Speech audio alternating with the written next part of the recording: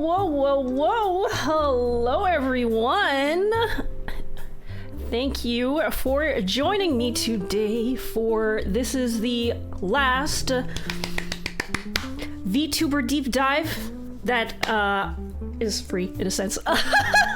From my July. The lovely Nia and Gray had some medical things to deal with, so that's why we pushed it, but I'm so glad that we were still able to have them and that they could join us today. So here we are.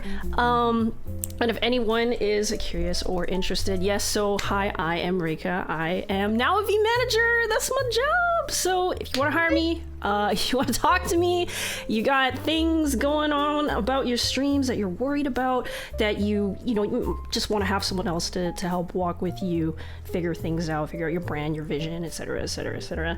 You know where to find me. But yes, otherwise I'm also sort of a streamer, cat girl. But anyways, today with me I have the lovely Neapolitan. So, Nia, would you like to introduce yourself to the crowd and everyone give your head pets to her? Oh my goodness. Hi, Miadi no. I am Nia. Neapolitan. I guess Nia for short. And I'm your ice cream cat girl maid. VTuber. Ice cream? Yeah, we can talk about the ice cream later. Later? Wait, no, what about now? Well, we don't finish your intro because I'm so curious. I saw that on your page and I was like wanting to like ask about it, but yeah. Yeah. So that's so my name is a food pun, a cat food pun. So it's based off of Neapolitan ice cream, which is chocolate, vanilla, and strawberry all together in one. Which is why my color scheme is brown, white, and pink. And why I say I'm an ice cream cat girl. And then obviously the maid outfit and everything else. I run the parlor, which is a little cafe. My followers, subscribers, etc., whatever you guys want to like call yourselves, I call you guys my patrons. I think that's a good pun. That was actually really good, I think.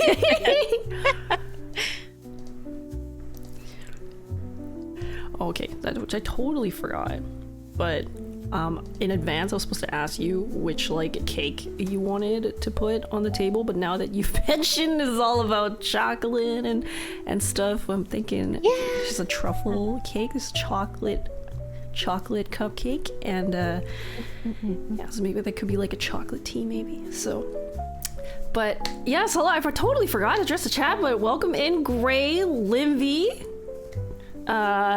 Mia. Is it Maya? Mia.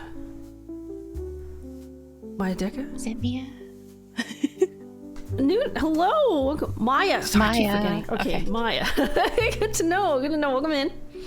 And no, you are cute, Limvy, and you are also cute, Cece. Welcome in as well. Yes, and any redeems that you do that trigger the gifts, they go to Nia. So give her everything. I have the sprout now, thank you. I am a true sprout. Spoiled boy. I'm spoiled. I'm sorry. Left her but thank you guys for head pat.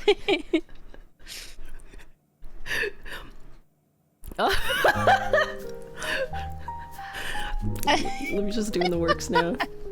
Oh my god, of course Lindy's doing all of these. Oh my god! Oh my god.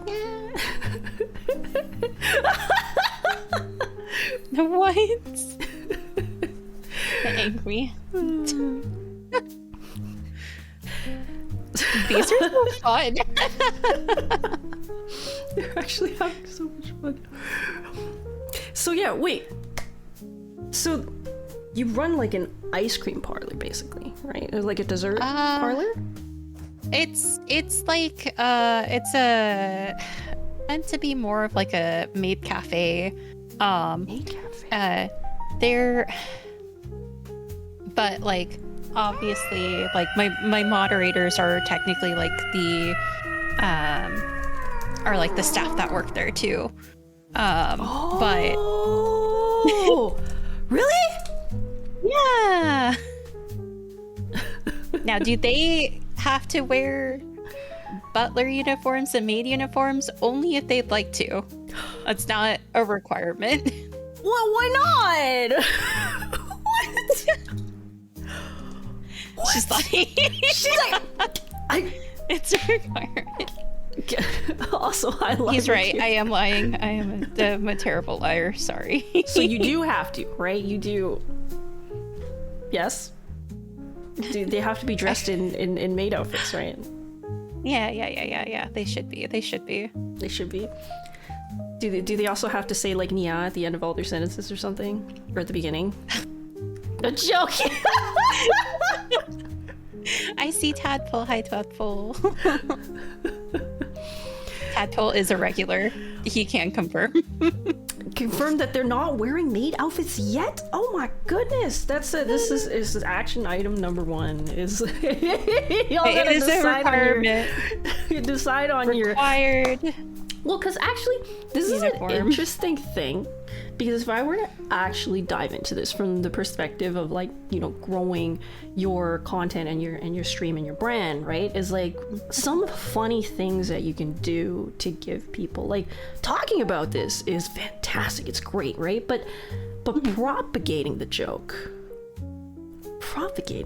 keeping it a running joke is where you can kind of like, you know, open up a little bit of the creativity here and be like, maybe make kind of like how some people have like their pets to like or like to represent the chat or something, or a mascot. And you can also have like something to represent your mouths as well if you wanted to, if you think that they're significant enough in a running bit or a running joke that you want to set the stage around this for your stream and your viewership and your stream culture, then yeah, it could be something.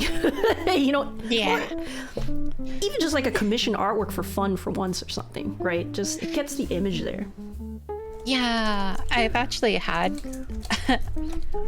an idea of like actually having a group commission of like me with my moderators, my mods with the MAWDS. Yep. Unfortunately, that's a little bit easier said than done. It's like pulling teeth. Every time I ask them, I'm like, guys, please post your references. The people who always post their references, and the other people, it's like, it's crickets. And it's like, hey. Come on, mods. Come on. You're supposed to be the responsible ones, damn it. Wait, she whips you guys daily? No. Huh? He's lying. They're gonna form a union. Yeah. What do you mean you've been avoiding staff meetings? You're always there for the staff meeting. Oh my goodness, it's so funny. Oh my gosh. Damn, I gotta come visit your parlor every so often. Seems like it's there's a time to be had here. It's I don't know if it's for ice cream, maybe for other things. It's for the mods bullying me.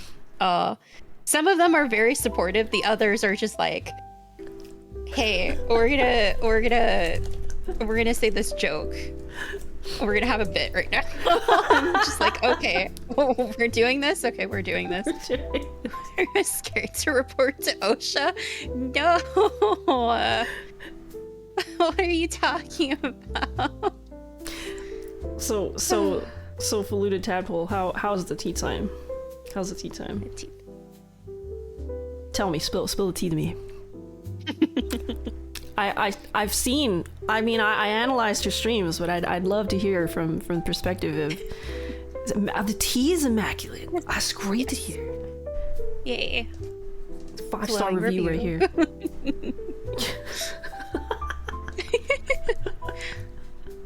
Oh, hey, Faye.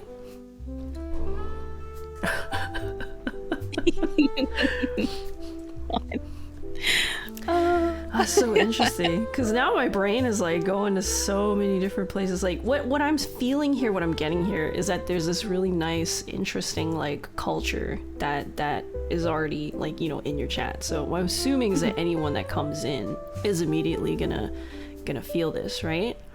And I think, you know, later we can talk about in more detail perhaps how we want to either continue this or shape it in ways that would continue to fit the brand and viewer experience that you're trying to aim for. Because so if I were to jump right in a little bit more, give me a second, sorry. No light in my room. It's dark. I don't want to be depressed. Okay. Yeah, that's fair. I forgot to open the windows. I have this huge checklist. Neo was with me before this, but I had this like whole checklist of things that I was running through, and I just kept forgetting so many things. She heard me just like fucking like being like, I'm hungry, I need to get snacks. I'm thirsty, I need to get drinks. So, but yes, anyways. 5 Should star. consider DoorDash for the pastries. You don't want them fresh. You know what? There's so many freaking ideas you could do with the parlor. My brain is like going it nuts right now. Like, you know how like when you go to those like estates and homes in Final Fantasy and there's like a welcome book or something? Like you could literally have like a parlor like review like message, like one of those like for your parlor, right? And then it just sets more of that that parlor bit.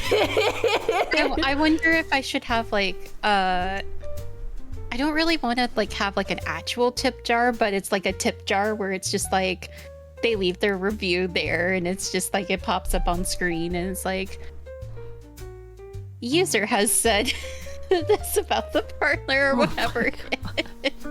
So they leave you a tip and they also leave you a message, A review of the parlor.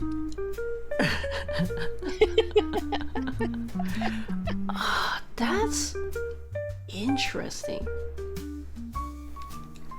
Let me note that down. Okay, because there's a few a little concerned about a few things regarding that. Oh yeah. Think about what Soup would do with that. Well, I don't know if I would want to use like an AI bot or anything like that for that. Because right now, do you have? Okay, no, actually. So before we even, I'm gonna pull up my my like docky thing. Okay, so I'm gonna pull you over, right over here, and we are gonna Jajan. Here's my. So we have a graphic, guys. Yay. That's right. I wanted to start from scratch because that's what's interesting. So before these sessions, y'all, what I like to do is I like to send like sort of like a suite of questions to everyone that comes up here for the deep dive interview. It just helps to sort of get the background information of, you know, what topics we should cover and exactly what are the main issues that people are hitting. And so for you, Nia, you actually talked about, you know, sort of like spreading and changing, like, you know, branching out to other different content types and doing a whole bunch of other things. But then I also looked at your channel and was like, you already do a lot of things. So when we talk about your your brand, right? And I think we've sort of covered the. This is sort of like on the surface, right? Like what people are coming for, right? Like it's ice cream, like pow lore, right? And desserts and you know, staff, maids, like that. This is great, right? That's fun. But I think basically, like, underlying my question then that I'm hoping to sort of firm up with you then is more like the vibe and experience, the reasons, the more like possible like emotional like reasons for why people are coming, or like, you know, why people are taking the time out of their days to come and visit, as well, that you would want to create.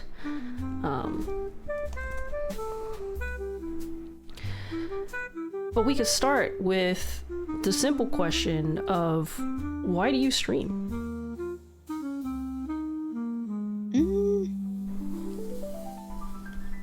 I actually had to like think about this for like a while, because like when I actually started streaming, like with like an actual VTuber model, because I started streaming, oh my god, how long ago was that? 9 years ago? It was 9 years ago? That was my first attempt. I didn't get very far other than like IRL friends. I like streamed like one game, and then afterwards I never streamed ever again. Oh god, I actually streamed like GTA, and it was like me with like IRL friends, like us like messing around in game, and me just getting lost and like getting run over by by everyone else in the game.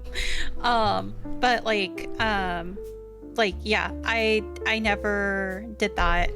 So when I started streaming again 3 years ago, I had a different name, but one of my friends ended up creating a VTuber model that she sent to me, and I only was streaming because of I was doing the second tier for Pandemonium.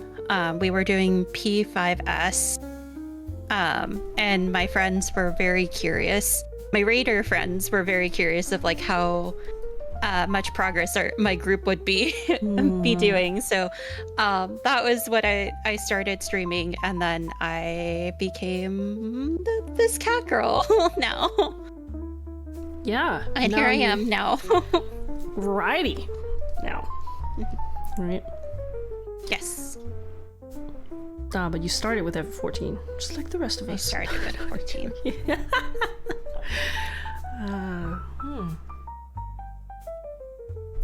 But also, like, so it was just to show progress, but these days, like, why do you feel like you stream?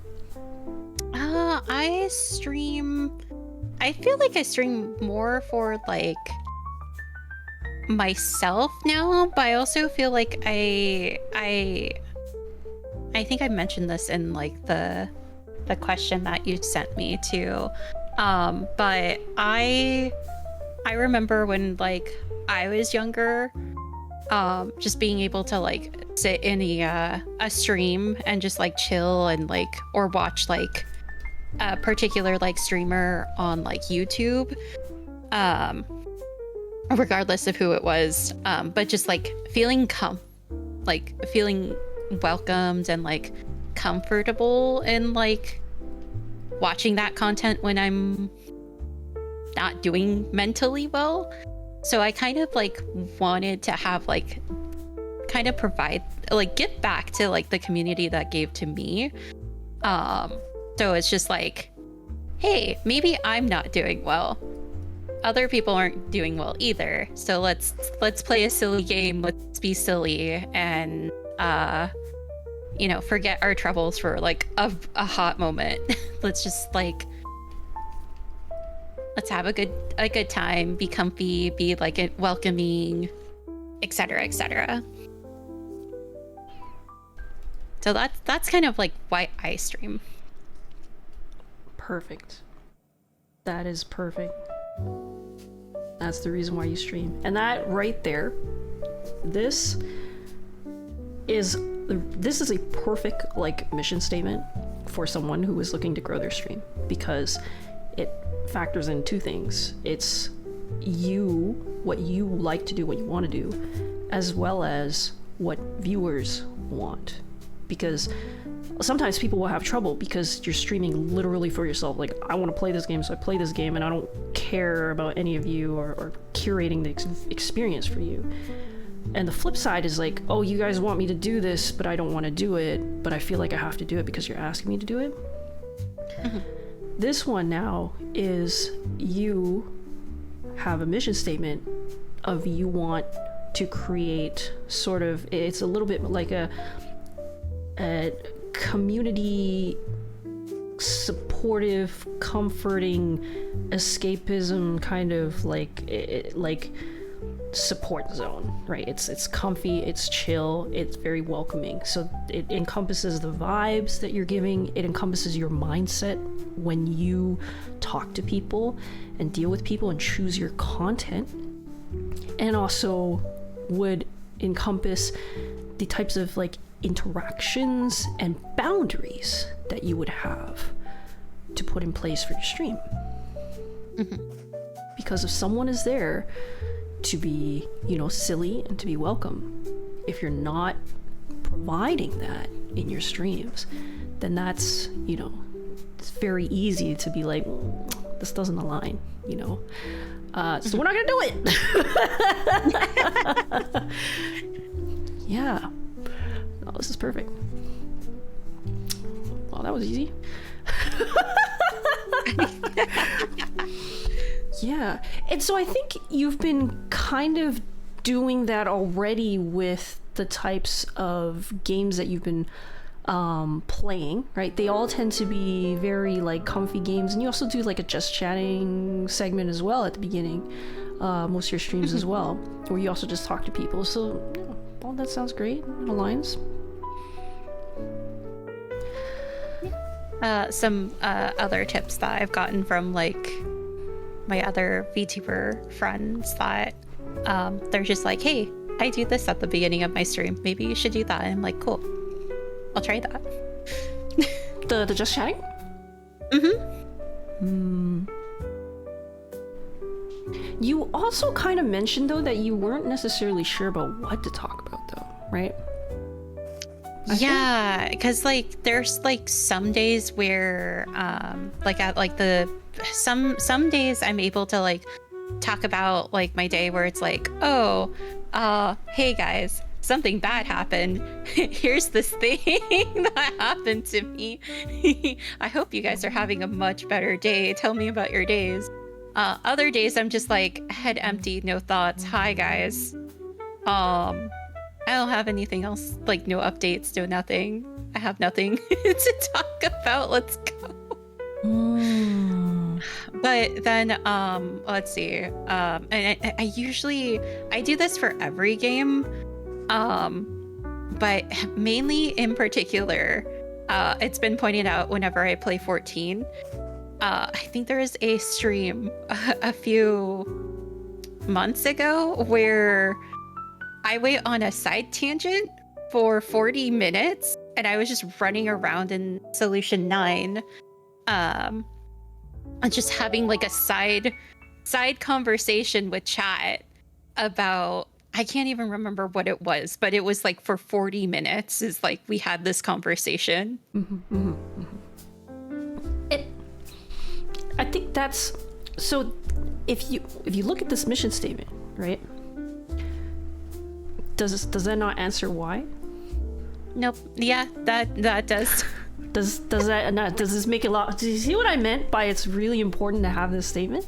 And it just makes any type of your content just make absolute sense now, right? Because the topic that you guys were talking about was something that possibly everyone just related with, maybe was a source of stress, is a point of interest, right? And you all, everyone's invested in it, and you want to be here to discuss it, be silly, forget about the trouble, like work it out together, right?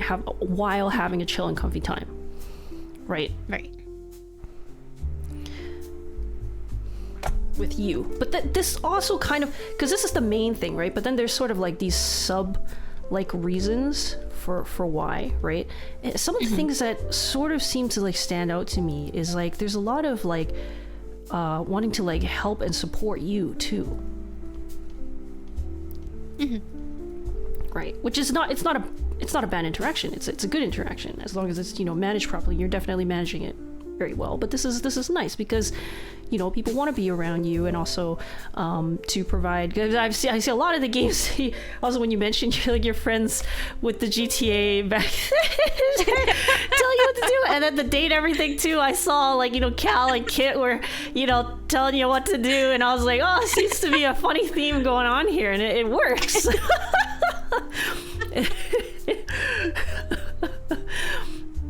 Right. So support your boss. All you patrons, go support your boss. Support. And also support like the parlor. Yeah, support the parlor. But there's also yeah, if you're like relating like emotionally, I think like with like emotional types of talks, and that's sort of like another like sub theme, right? Like these are all things that play into this, right? But there's like your specific ways of allowing it on top of the very obvious, oh, we play comfy games, we play cozy games and stuff, right? And then the rare occasion where I guess pro gamer comes out, quote unquote. Yeah, I mean those are always good, right? They're definitely like they're points of interest and reasons to hype, right? When you are of a certain character and your content is a certain type, surprises and different things are automatically like points of interest, right?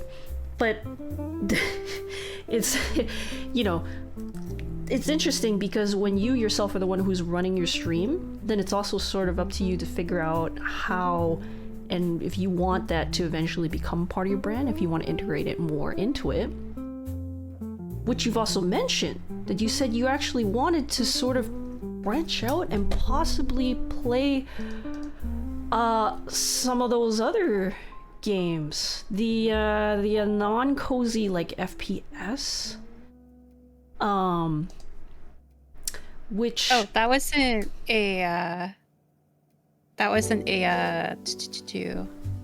not like a branch out to them. It's not branch out. I've already done stuff that. But it's like trying to figure out like, do people like that content? Because like I want to say the beginning of, was it last? No, it was 2023. I did a lot of Destiny 2, and I kind of did a little bit of Destiny 2 last year. I haven't played Destiny in a very long time, but I also don't know if those are like the type of games that like chat likes. But like those are the moments where I'm just like, oh yeah, that's where gremlin me, or like what chat has called pro gamer Nia, comes out, where I'm just like very like, oh my god, I'm so bad at this. Does it perfectly. Oh wow. Or doesn't die, or whatever it is. My answer to, also before we get into this though, is also welcome in Helly, hello, and Brady, hello, and Lily, hello, welcome in. Also good night to Newt, but totally missed that, sorry. Oh no. Main answer to that is, again, I'm gonna point at that mission statement of yours. That's all I'm gonna keep doing. Okay. So as long as it fits with the mission statement, it's good. That's what I'm hearing, right?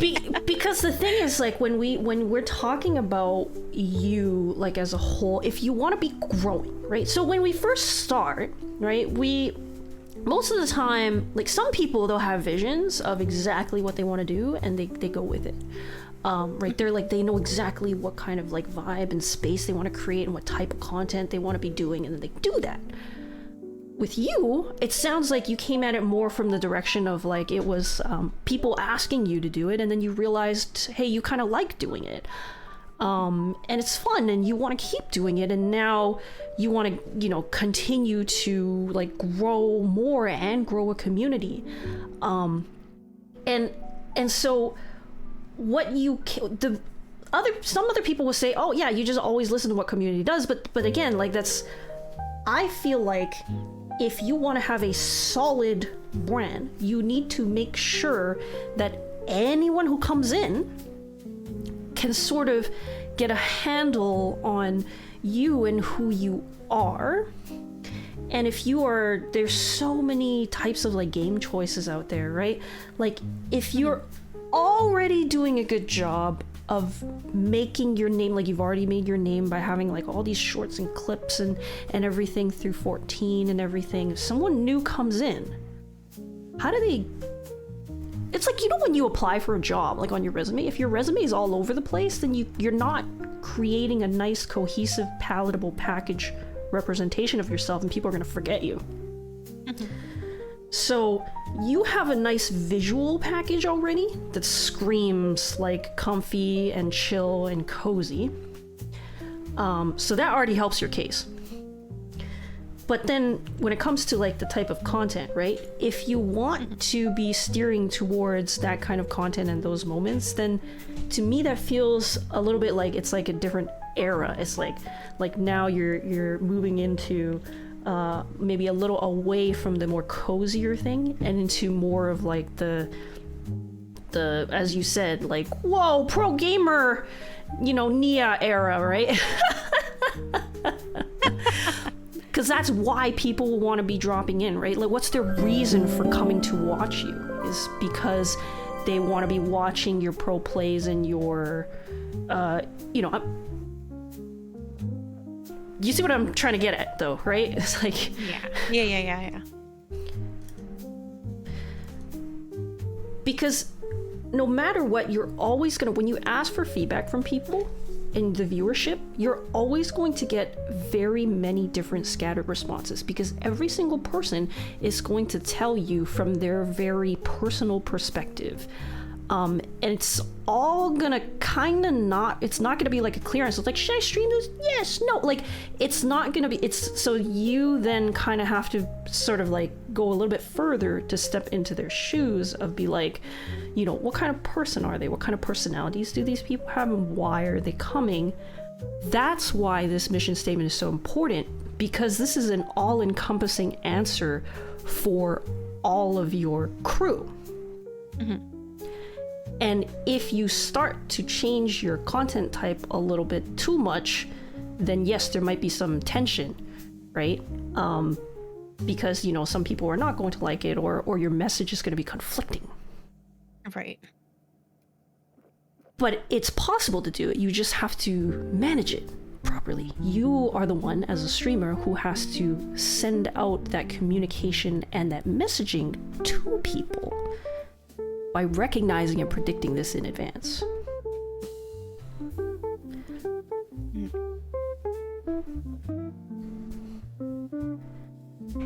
And I think if I were to continue and say, I feel like even if you branched out to play other games, this is my assumption, and you tell me if I'm wrong, the feeling that I get from you is that you will probably not actually be playing a game that will not end up with like, you know, comfy, welcoming vibes.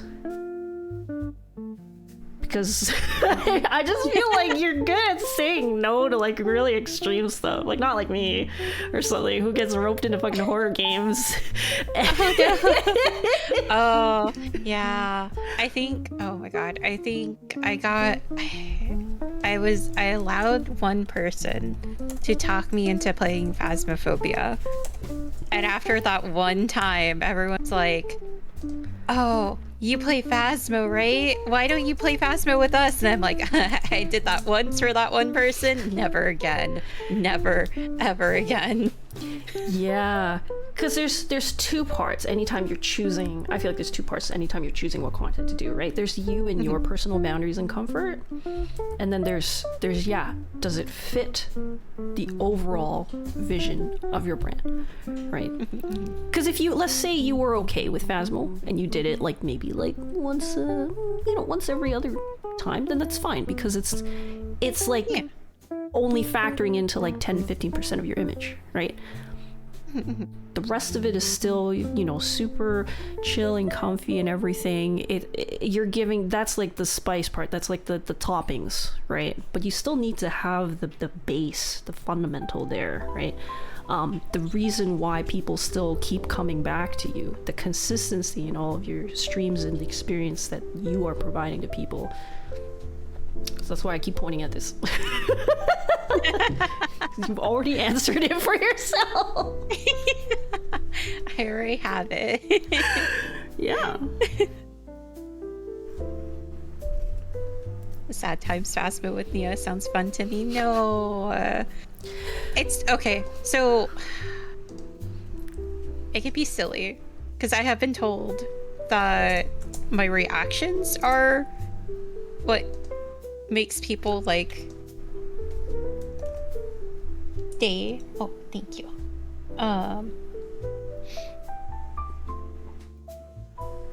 But it's also like, I legit do not want to have like an accidental crash out on stream, which some of those moments are like accidental crash outs, and I'm like, oh no. Yeah, that's something that oh my god, I want to talk about too, but also totally wanted to address this properly. But Zymeth, is that how you pronounce? Thank you for the raid. Welcome in. Sorry, we were on a track of just getting thoughts out here. I'm Reika, a vmanager, who is out here just trying to help my fellow VTubers to grow. And if you're lost or anything, or looking for help, come hit me up. And I'm sitting here with Nia Neapolitan, super cutie. So yeah, I hope you had a great time playing. Oh my gosh, Silk Song. I really want to play Silk Song. Oh my goodness. Yeah, there's what's cool when I hear about Gremlin Nia is like, so as a viewer, right? Viewers who already have your base and who already know you, they may perhaps feel like they're okay with, only seeing like certain parts of you, and some people like just really might like your gremlin parts more than your cozy parts. But again, as the streamer, right, you have your vision, because any new person that comes in and the constant community that you create, if you are constantly only creating gremlin content from now on, that changes everything, right? That changes my vision. Yeah. Again, unless you manage this appropriately by communicating it, that you're doing like a gremlin arc or something, right? Like we see people who sort of change their brand a little bit, right? Mm-hmm. And sometimes they also change their visuals to help it. So like, I'm gonna give like an example, like Girl DM used to be like super like comfy, cozy, cute, like maid cat girl, and then now she's going through like a little bit like a villainous arc. And that doesn't mean she's not still comfy or cozy, but she's like definitely less, I would say. Mm-hmm. So right, it helps to sort of communicate this, but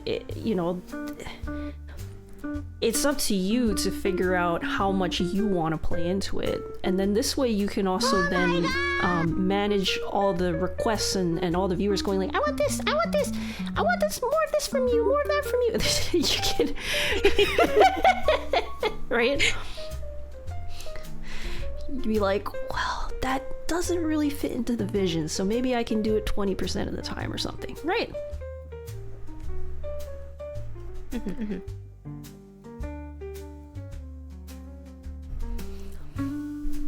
Sorry, I'm writing my notes down. I'm like, Yeah, no worries. I'm like, it looks like I'm falling asleep on stream. I'm like, no, I'm just looking down. I'm sorry, guys. Oh, is it? I see. Hi, Sakuno. Sakuno. Whoa, whoa, whoa, whoa, whoa, whoa. But yeah, that's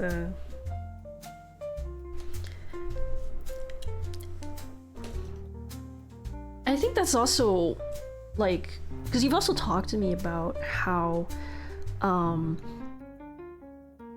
your numbers are starting, like if we just talk like more like like hardcore like numbers here, right? That things have started to like sort of like stagnate and plateau, which commonly happens with a lot of streamers, right? Eventually you hit that in your journey and you're like, what, how come I'm not growing? And you know, there's so many reasons for why, but it also always just goes back down to that vision that you have and that you're creating, and whether or not people who are newly coming in, well, first of all, your discoverability. Yeah. Which I'm not seeing too much in Blue Sky and from YouTube, right? So if it's just through Twitch, then that's already going to be a lot slower. Yeah. And I know the posting on Blue Sky, posting anywhere else kind of like took a huge dive because of health reasons. So I'm just like, I know I need to post more, but I think it's also like, what other engagement can I do? This is something that I said to Helly as well, sort of. But when you want to grow, so there's, and this is usually, I would say this is more like a technique for like later, but as long as you have a good like loyal base, it would also work this way. And I feel that from you and your community is you also need to make sure that your community doesn't feel too clique, or like if you don't know the culture, you're not going to understand. It's like walking into a place and just there's all these unspoken rules and you feel kind of left out. So everyone who's like a mod and, you know, who's part of your channel needs to have this understanding of making sure to bring people up to speed on any inside jokes and parlor culture that's going on. And you can also help with that because there's the word of mouth way for discoverability. Not necessarily just through you doing collabs, because that's, you know, that's one way for you to also get discovered is you do collabs with people and they're like, wow, who's this Nia person, right? Like, well, Nia's never been on my stream before, guys. Let's check her out, right? Like, wait, did I show you yet? I think I did at the very beginning. Did I? No, I didn't. Okay. This is the cutie Neapolitan. I'm a good streamer, I swear. Give her a follow, please. But when you give your viewership things to repeat and parrot and play with, and these are the bits, right? They go around and start like recruiting, right? It's like kind of like, oh, the parlor, right? Like if you think about it like an actual restaurant, right? Like how does it also gain fame? Also through people like recommending it and referring it, right? As you like, so if you are creating experiences in your culture, I'm just gonna say culture because it's so interesting, because it doesn't only have to be in stream. It can happen in Discord too. And your parlor setup has so much potential for this. But like, to have these jokes and things and ways that people are interacting with you in your parlor leak out, like they're excited about how they're leaving you 5-star reviews, and they're telling other people like, oh my god, like, you know, the other day, like, this funny thing, so like Nia had this thing where you could, like, you know, leave like a review, and I left this like stinky review, and it's like, then you don't have to be relying on game content and your own self. And like, what do I chat and yap about? It is literally the viewers are the ones creating the content for you.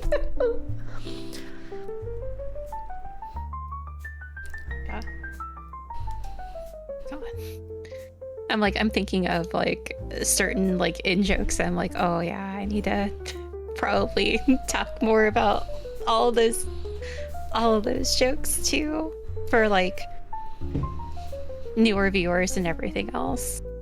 Because it's kind of funny because it's only like certain people will bring it up, and it's like when they bring it up, then everyone's like, what?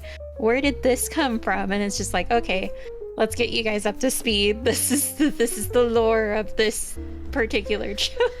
Yeah, and it's so interesting because as I'm sorry to sort of like get rid of the magic here for some of the people here, but it's like when you have like these bits and things, they're fun. You want to play along, but you also need to be like managing it so that it's like it's control first of all. Yeah. But also that you're allowing other people to jump on the bandwagon in a controlled way. It's like, you know, it's like you giving kids a wagon, and then they're like, oh, well, jump on the wagon.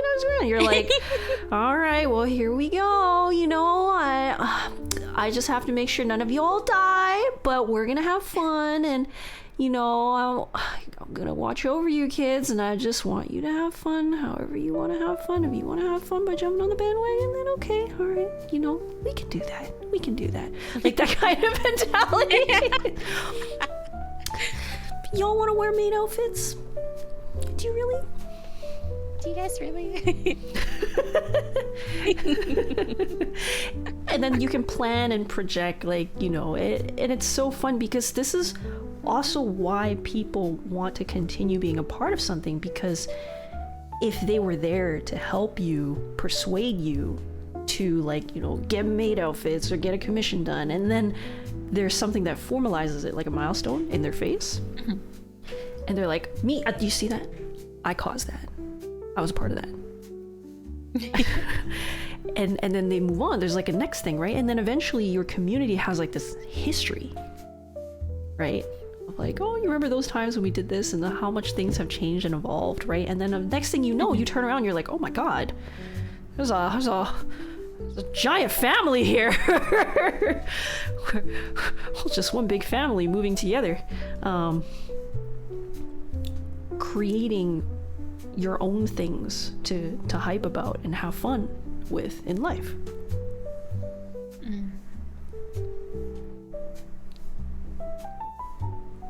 And yes, jokes can die.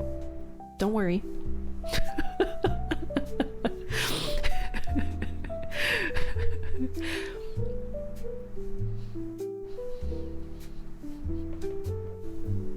You won't be beholden to everything forever. No. If some of them want out of the maid outfit, you totally can.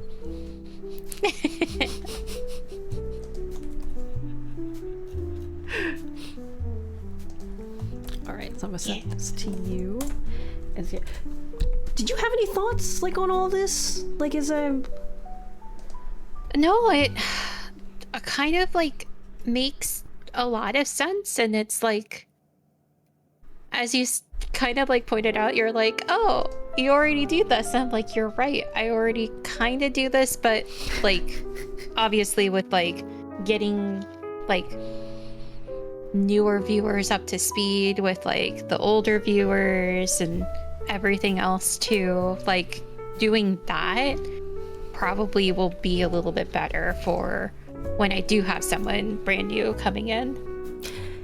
Yeah, because again, I'm gonna keep pointing to this thing, right? If you want to have a chill, comfy, welcome experience, then they need to be you need to have that like pipeline for them to come in, where you sort of, now obviously this is where it gets difficult because you as the streamer can't necessarily explain every single joke explicitly to people because then that gets rid of the magic, right?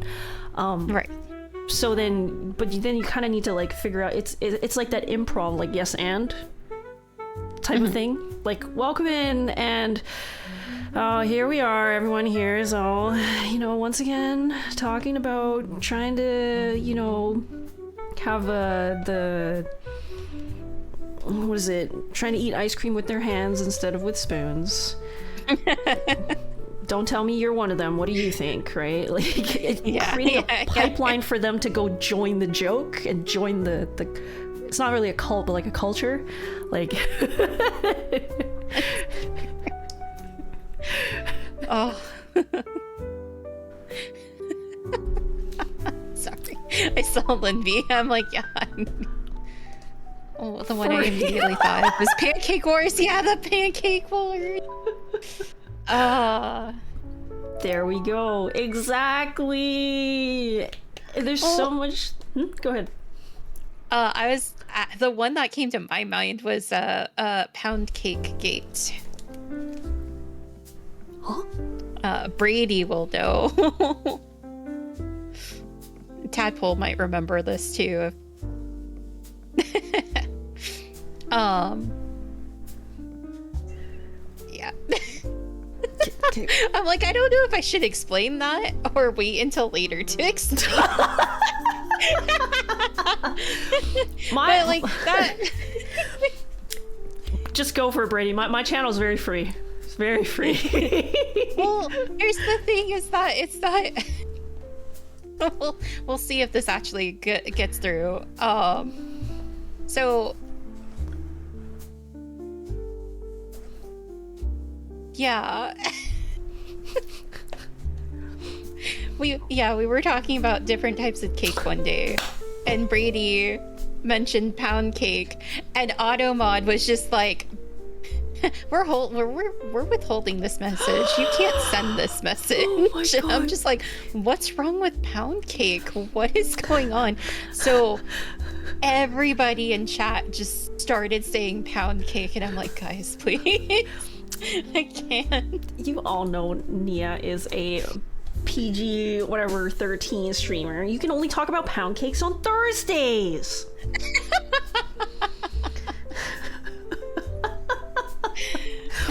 Only Thursdays during Thursday collab.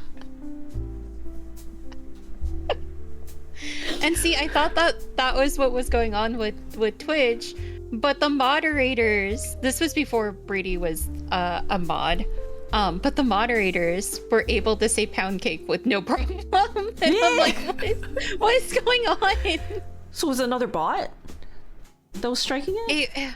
It was just Automod, just like, just grabbing it from like all viewers. It was like, yeah, it was just Twitch's Automod. Yep, that's so also this is another thing. Pound Cake Thursday is one hell of a promo. See y'all. Yeah, now you're thinking correctly in how you can help lift up like Nia in her streams, right? It's like yeah, Pound Cake Thursday, that'd be fucking hilarious, right? But then also like it's sort of like your duty as well, like in order to help her. She can't explain the joke too sometimes, so help out your fellow chatters and get them in on the joke too, bring up a fellow parlor a fellow patron. Yes. So that's funny because also like the 18 plus, oh, there's an ad coming, sorry guys. The 18 plus thing is really funny to me. Oh, let's talk about that. Yeah, okay, so wait, would you like to explain to me about this one? Okay. So technically, I am very similar to everyone else. I am an 18 plus streamer. However, I don't usually have it in my title. And the only reason why I'm an 18 streamer is because I curse a lot. I drop F-bombs a lot. Usually when I'm like very frustrated or having like a gremlin moment and being like, F you, or whatever it is in a game. I'm pretty sure if you were actually watching all of my clips last night, Rika, you probably have seen a couple of those clips. But that's mainly what it is. And then I specifically put on like the sexual themes. Nia curses at me and Soup a lot. I do. I do.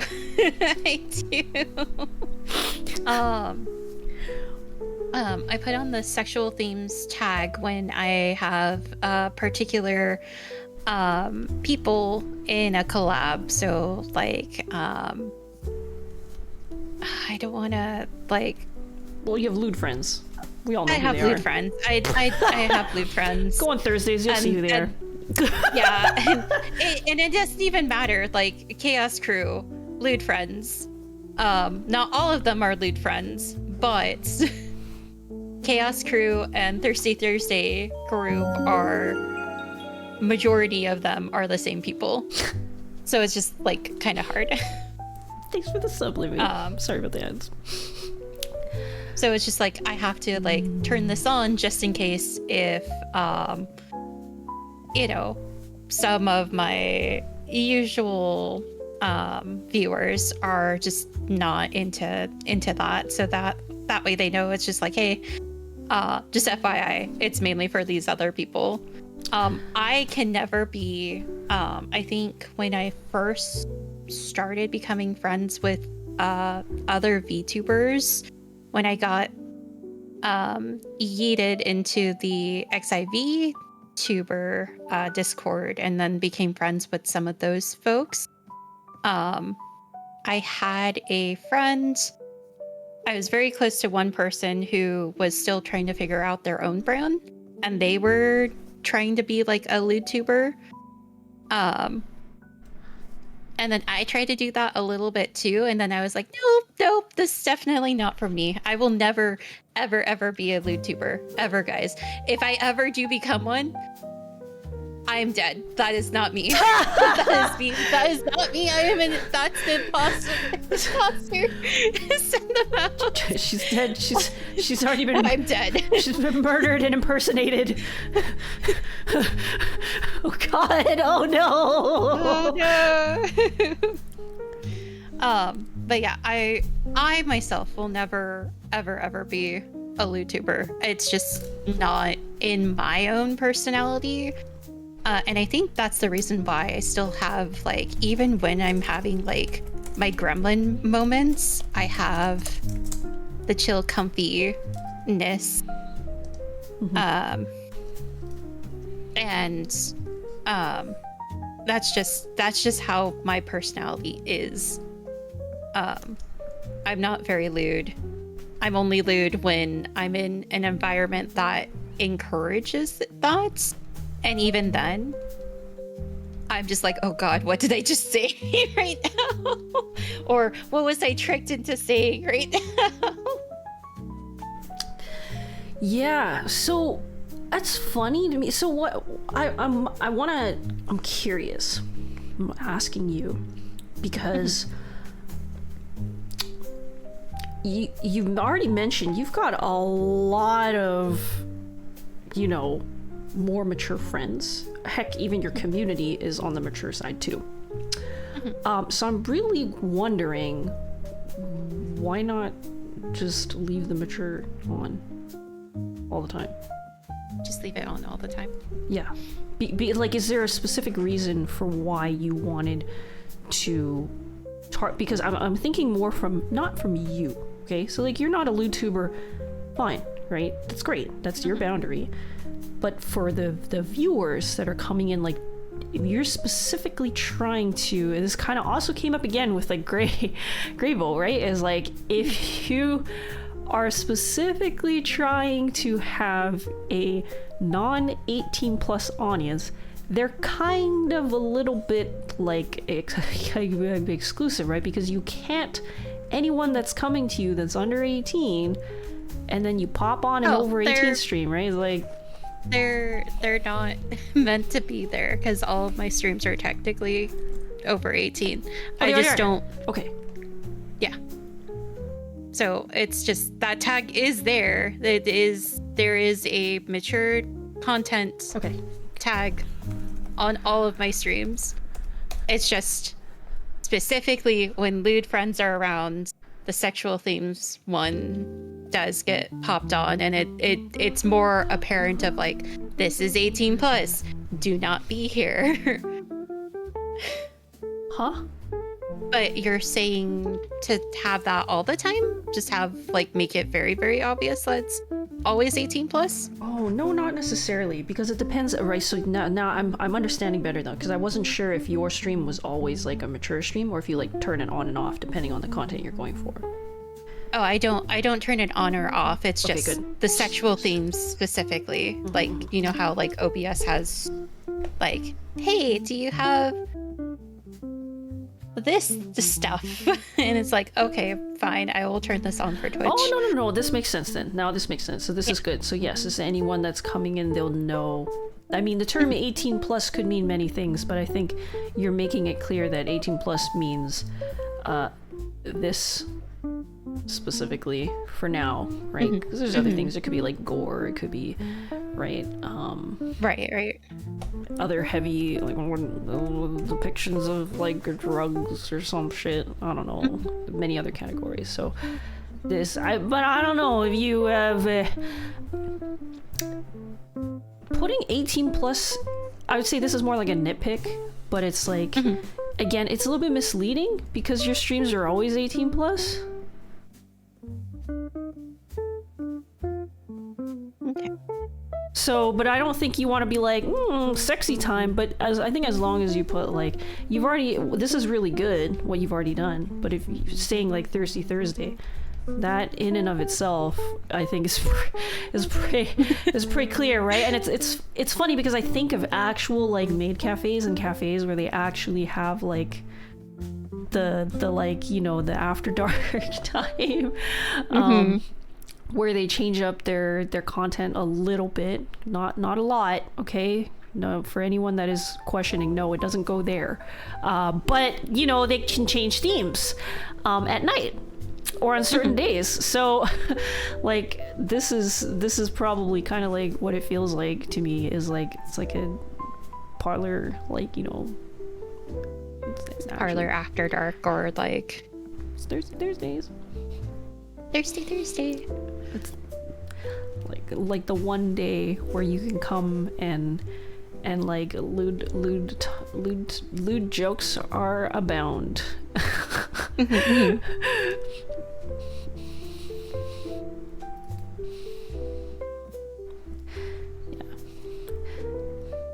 That's just I hope that makes more sense now than like before. It kind of does. So yeah, that's my small suggestion to you on the wording. Yeah. I there's been like, I've had conversations with like one other person in the past about this, where they asked me, they're like, why don't you just always have the 18 plus in your title? Why do you not have it? And I'm just like, well, most of the other people that I have seen that are more lewd than I am, so other people tend to like start flirting with them, or like chat gets like pretty like NSFW pretty quickly, and I'm just like, well, that's not me, even though I only want like people who are 18 and older in my streams, and we ban anybody who's younger than 8. I also don't want it to be in a like, I don't want it to, I guess, be like a false advertisement of like 18 plus is this. I don't know why you need to even be putting 18 plus. That's what I'm trying to say, is you just get rid of it. Oh, okay. Yeah, because it's misleading. Okay. Because you're making it sound like you are not 18 plus at other times, which is wrong. Technically, you're always 18 plus. You're just saying that normally parlor rules are don't lewd your staff, okay? Stop. Hands off the maids, okay? Keep your hands to yourself, right? Be a good person. By the way, though, on Thirsty Thursdays, slightly different set of rules. Like that, right? Like it's like running a shop, right? You can be a mature place. You can be, and your people are mature. They can be cracking lewd jokes, and you can just be like, this fucking patron every single time. I swear to God. But if you cross the line, I'm bonking you, right? Okay, but that's okay. Yeah. We're all adults here, right? We love a little. Lewd friends. That's what everyone is. Like, right? That's who you hang around with too. That's your community, right? That's your community. They drip a little bit of lewd occasionally, and they know how to. But as long as they're conducting themselves in a way that you think is respectful and allowed, that's fine. And you define that in your specific parlor rules. And have this clear set of rules for your mods too, right? Because your rules are a little bit different from other people's streams, right? Like, no, we don't allow more lewd stuff because it makes you uncomfortable, right? Like unless it's Thursday, then right? Yeah. Thirsty Thursday can have a different set of rules, right? And then if you're really, I always like to go on the side of over explaining things, so that you can even have a panel on your Twitch that talks about Thirsty Thursdays specifically, and that's funny, right? It's like the parlor has a special event on Thursdays where we go a little bit more, a little bit more saucy, right?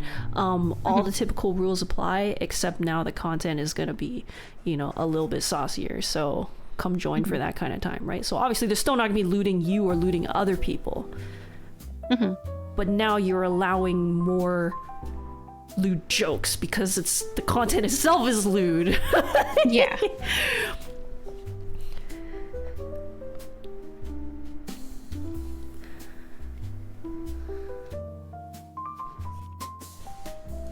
That's also what your mods are supposed to help enforce. It would be nice. This is the other issue that I'm having. Majority of the time it's just me. Yeah. I'll have maybe one mod, but they're also off doing something else. They're lurking. It's just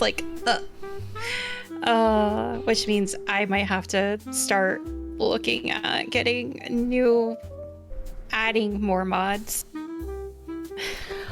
I think also there's it takes time to shift culture. Anyone that's ever worked in a company or anything, or been in a room with people where you can feel an air of what's allowed and not allowed by seeing what gets striked and not get striked, and how you respond to things as the streamer who's setting the rules. Again, so what I'm trying to say is, by having clear rules on your Twitch panels and clear rules that maybe you can send to your existing mods, and it just helps. That's all these little steps. And then also prepare your responses to people, because when you're trying to set up and define a culture, it's very hard to describe. So planning in advance what you're going to say to people who didn't read the rules or having trouble understanding it is important.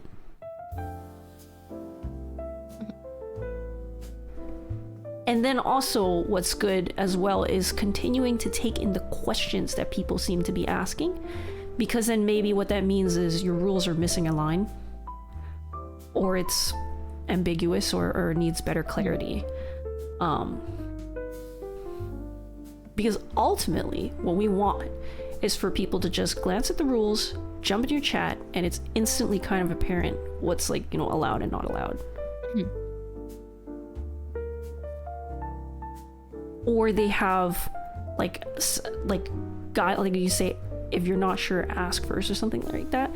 So even if you're someone that doesn't understand the vibes, and you at least like you have a rule that's like ask first, right? And so you're building that culture of allowing people to talk to you and ask about the vibe too, if that's what you want, right?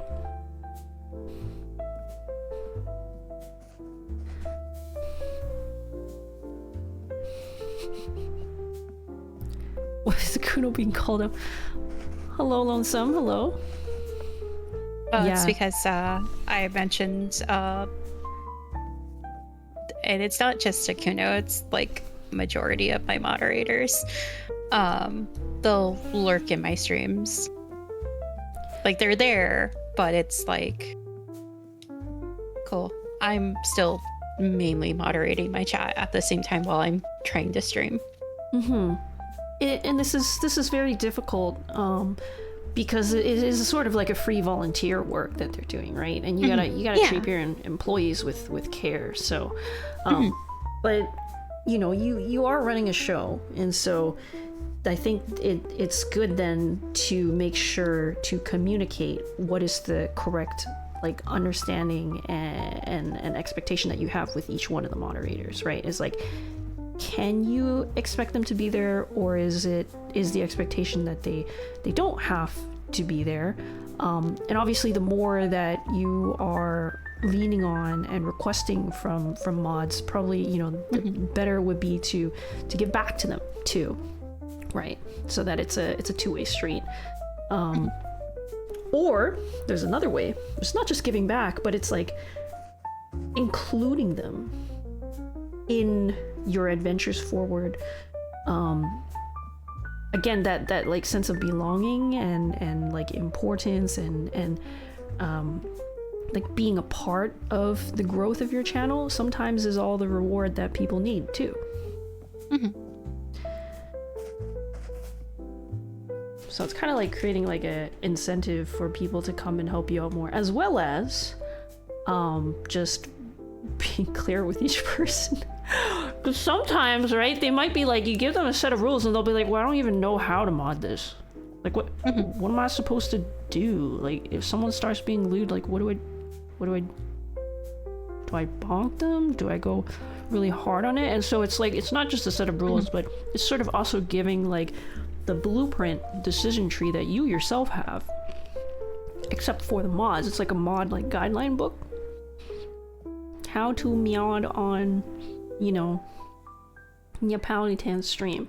Because if you want to grow, it's if I want to grow, I can't not have any mods. I need to have at least one actively there.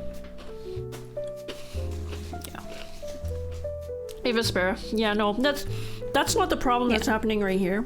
I think the problem is more like everyone's busy. Everyone's busy. Majority of my moderators are also other streamers too, which is another issue. which is fine. Because I'm also, some of them, I'm also a moderator in their channels too. So that's also why. So I think. Sorry, you finish first. Oh, I was like, I think that's also the reason why I haven't been like too harsh on them, because it's like, I know that they're also doing like their own things too. But I think there was like one instance where I didn't have like any moderators and it was just me and I had to like make a decision. Luckily I had like other friends in chat that were like, hey, like just like that's not okay. Like they were able to call the person that was like the issue out to me and they're like, hey Nia, like bonk this person, and I'm like, oh, let me bonk them. Yeah, because you're busy running a show, so sometimes it's hard, right, to catch these things and to actually be doing analysis at the same time you're putting on the performance. that's why I'm a big fan of pre-preparing in advance. A system. It's like a mental system that you have for dealing with these issues. Like, okay, in the case where something like, you know, really weird is happening and I just don't know how to feel, like, I'm gonna plan in advance. Like, what is my game plan? What am I gonna do? Right? Like, because what you can do is you can be like, oh, if it's something acceptable, then I'm gonna do this. If it's something not acceptable, I'm gonna do this. But then you also just mentioned a situation of you don't know how to deal with it. So plan something, some sort of action to deal with it, which is like, you know, and it should be realistic too, because what if you can't find someone in time live to help you with it? Or what can you, so I remember like, there's other things you can do, which is like to stall, to change the content, to take a break, to, you know, just, you know, some other people are just like, doesn't matter if it's in the gray line, I bonk and deal with it later, right? Talk about it later. Like, come find me afterwards, but for now, you know, you're not creating a good vibe and I got to keep the show running, so we're just gonna, you know, have a process where we are more catering towards keeping the show on the road. And we'll forgive later, right? Clear up misunderstandings later. So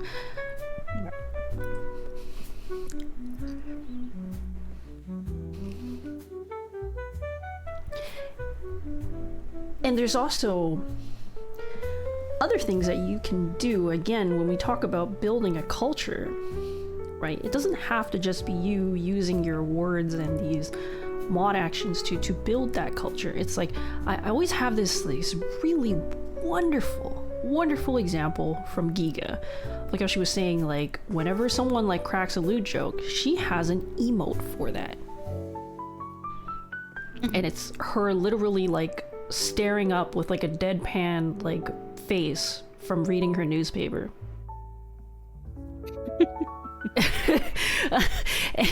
And she created this culture where basically like anytime like someone cracks a joke that like, you know, is lewd or like makes her uncomfortable, everyone pulls that out, and it kind of like, you know, nudges it creates the vibe that's like, nah, that's not welcome there.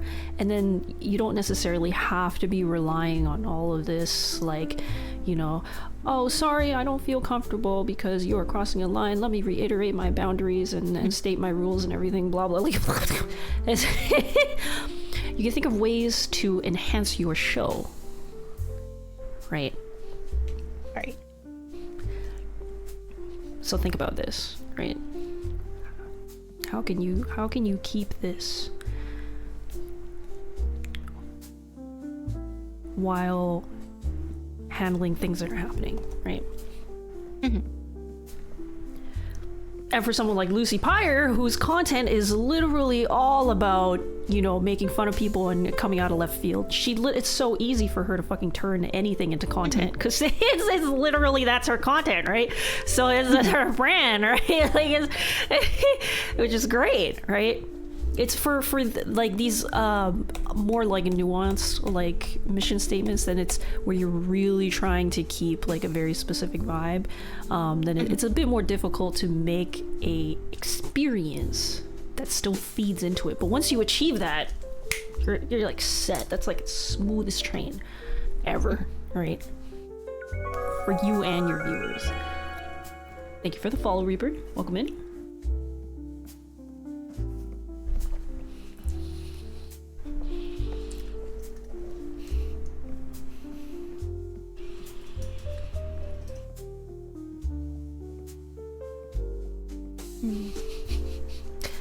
Yeah, heli mods save lives and spare us from awkward situations. Yeah. That's exactly it. Yes. If someone makes you uncomfortable, there are chances that others feel the same way too. Because if you yourself, so here we have an example here where like Nia herself, right, is chill and comfy. And so you literally are this vibe pretty much all the time, and you can tell when you are not this vibe, and you exude this vibe. So if you are feeling uncomfortable, the vibe is in danger. Yeah. For everyone else, right? So It's a good sign.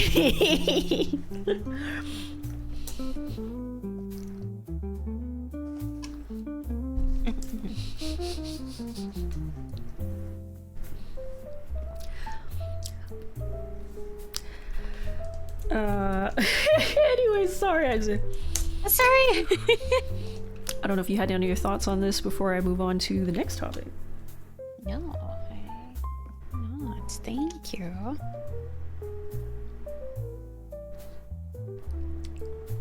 Oh my goodness, I don't even know what's going on in the chat right now. Hello, Sage. Do you know Reaper, Nia? Dead. I don't know this fat electrician talking about war records about a person. But anyways, I'll just move on from that. Hi, Raven. Welcome in. Yep. You cutie. Yeah, we do know Sage. Yeah, we know Sage. It's Kuno's problem. So, you know, you can deal with Sage. I hope you're not wishing a stubbing pinky toe on Sakuno, though. Yeah, I hope it's not Sakuno. If not, I hope it's your pinky toe. Like, oh, I wouldn't hope it on them either, but okay.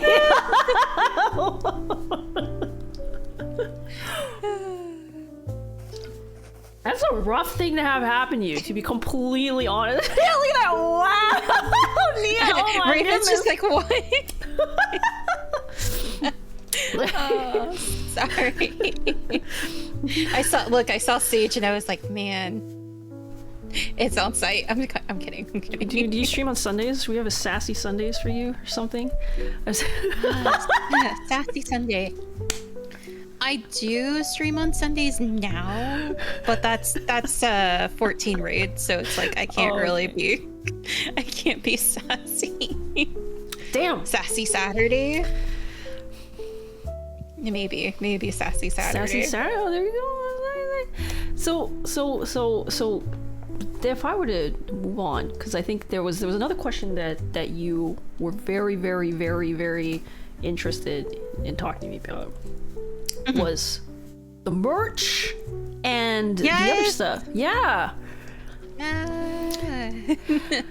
So, go ahead. Yeah. Go ahead. I was gonna say, I'm like, everything else that we've talked about is also important, but I'm like, okay. when I was in a stream team, and when that admin team was like, yeah, we want to do, like, we have this vision of like what, like, to like have like the stream team be like an active like resource, and I was like, oh, finally I'll be able to get like the guidance that I kind of want. And then that never happened, and then I left the stream team. Same for me. I was definitely looking for guidance too. So I am still a little bit new to this merch stuff in terms of research, but I do have a list of some places, and what I've been finding is, like, because a few years ago I think there were people only really kind of knew about like your own personal merch or like Uwu Market or something, and it has since kind of exploded and grown to the point where there's so many, like, so okay, Uwu Market now.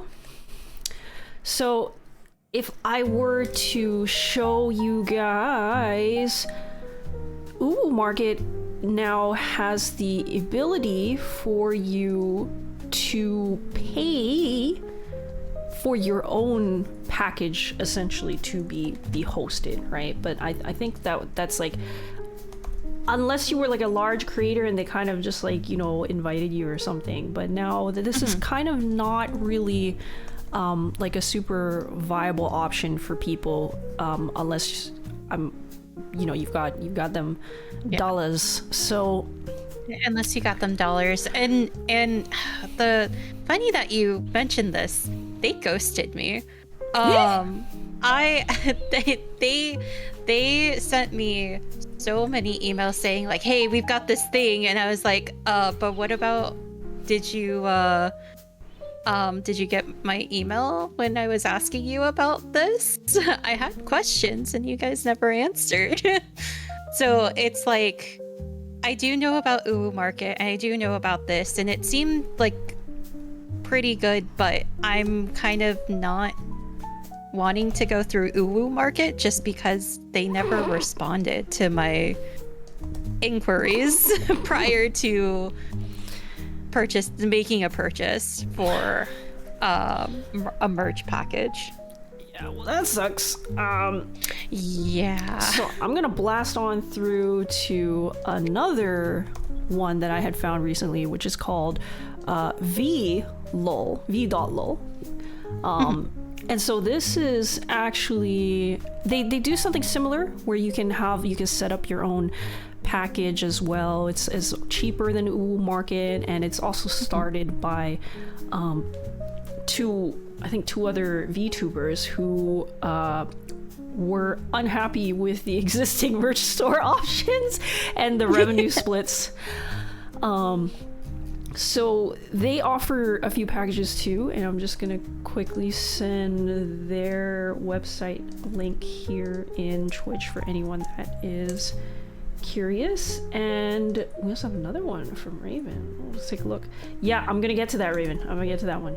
That's the one that I wanted to save for last because I want that to be the option.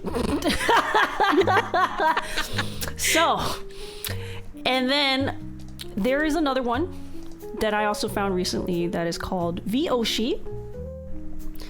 I'm gonna link this one again too. Voshi. So Voshi has I think basically the way they do it is you can basically they sort of almost work like a production and warehouse place. So you would basically like buy things, because other places sometimes they'll do like the on demand, but then you can't have access to every single type of item, right? Mm-hmm. So if you wanted to do something where you like need a minimum order, then you basically would buy everything out yourself, and then you're sort of responsible for making your money back through sales with them. Okay. Which is nice because then they offer so many different types of things for you. On top of, you know, the on-demand things as well, right? So that's Voshi. And they also have a card line, I think. They're starting like an Oshi card line, but it's not like the Rift Runners one where it's actually like a card game. It's more like a collector card. Oh, gotcha. Which is still cute, right?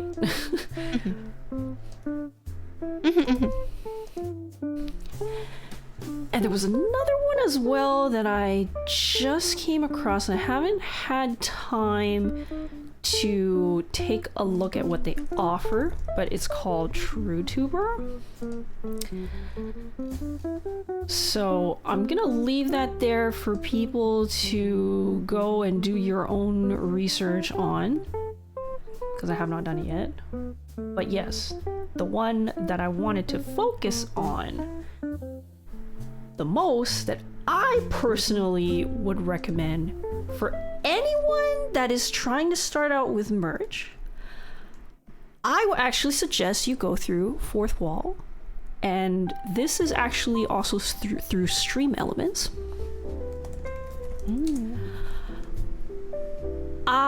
So I know Kat also has this, but I also actually made a big thread on Blue Sky about this. Let me see if I can find it, the thread that I made.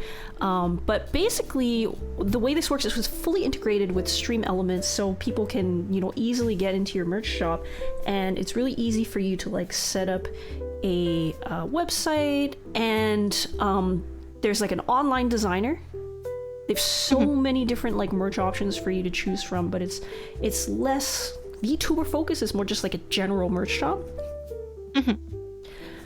But that's great for like prints, stickers, shirts, clothing, hats, general like easy to print on demand things, like I think it was like cups, mouse pad designs, notebooks.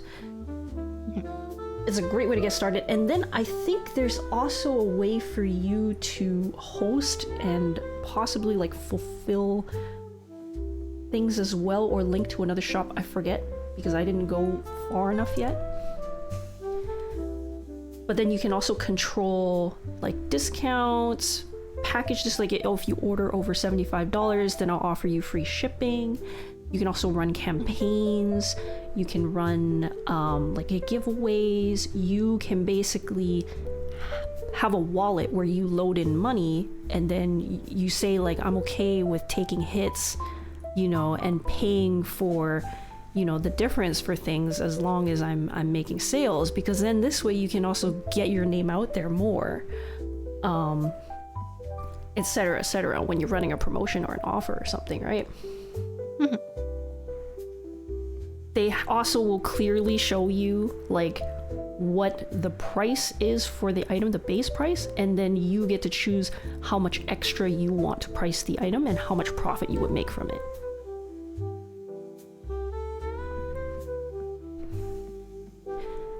And they also have some merch items, like I think, for example, like the acrylic keychains that are, I think, like a minimum order requirement though.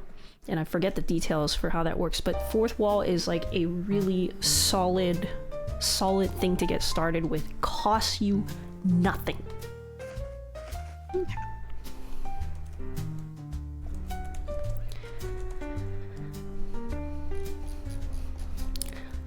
Man, I make too many Blue Sky posts. I'm trying to find it. Sorry. No worries.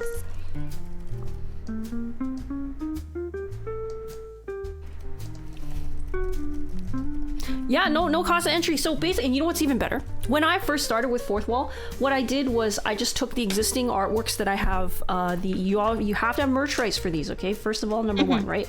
And what's cool is like probably most likely if you're starting small, you don't have any crazy designs, right? You probably just have some like cool art commission works and stuff, right? So that's why I opted for, you know, prints. And I did something fun. Right, so this is more sort of like me gaining experience as like a merch creator, but I made like my own like signature for fun, and then also like, you know, design like the sizings of these prints, and the stickers. Oh my god, the stickers are so cute. I love them. Right, just basically like put my logo and some other mascots and cute like chibi art on the stickers. Mm-hmm. And they have this little like incentive thing where basically if you like download their app, or like create like 3 items or something, or like hashtag post them, tag them in a post or some shit, I forget, they'll give you money towards buying a sample of your own merch. So it's literally you're just buying at base price plus shipping, because you're not making money off yourself, obviously, right? And then you get, so basically I think I had like $25 in credit, and I got my items shipped to me for free. So yeah, I have the stickers and I have the 2 prints, and I also, by getting the sample, I was like, oh, I fucked up the print. I was like, oh, I better go back to the online designer, because you know, there was like a margin on it that I didn't know, that the online editor wasn't very good, and then the signature PNG that I used, I didn't zoom in enough to notice that I had actually cropped it, so the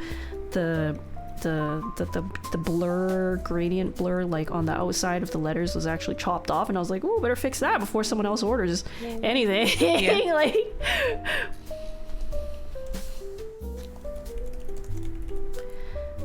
so yeah, yeah, okay, I've got my posts here for anyone that's curious. Just sort of like show off. Stickers 5 inches by 5 inches. Yeah, and they've got lots of like different like backgrounds as well. So here is my thread if anyone wants to take a look. Yeah. Well, I mean, with the merch, anytime you someone makes a purchase, you do make a return, but it kind of depends on how much money you're spending for the design, for the merch rights.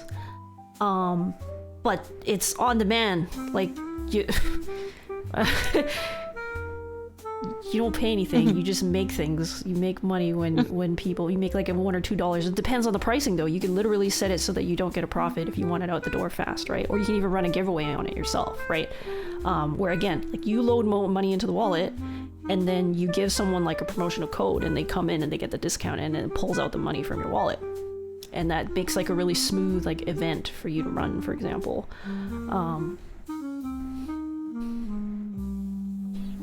But yeah.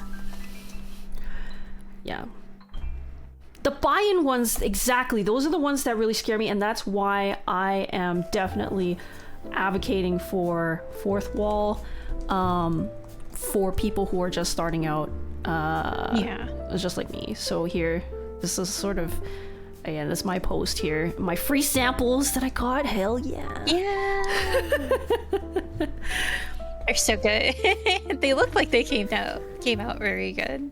Yeah, the print is, it's not like, you don't necessarily, I think, do you get a choice in the paper? It's good. It's good printing. It's not like the super craziest, highest quality thing. Like if you were to buy locally from like a local print shop, I'm pretty sure you can get it for like a fraction of the price. But, you know, this way that you get all of the, you don't have to deal with any of the shipping or anonymity, privacy, and all that other stuff. Like fourth wall handles all that for you. You literally just have to go design your website, design your merch, and that's it. Super simple.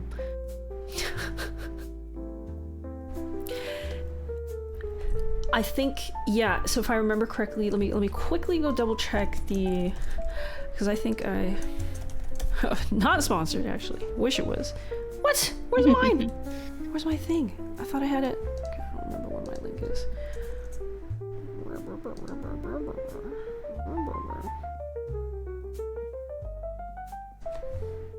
But yeah, so the easiest way to get started with creating the fourth wall shop is to go through Stream Elements. They'll have like a merch section on their like tabs, and then it'll be like we're integrated with fourth wall. So then that's also how you can get like the pop-up notifications and alerts and the integrations with your stream for it, which is also cool. Nice. Yeah. No, not sponsored, not affiliated. I wish.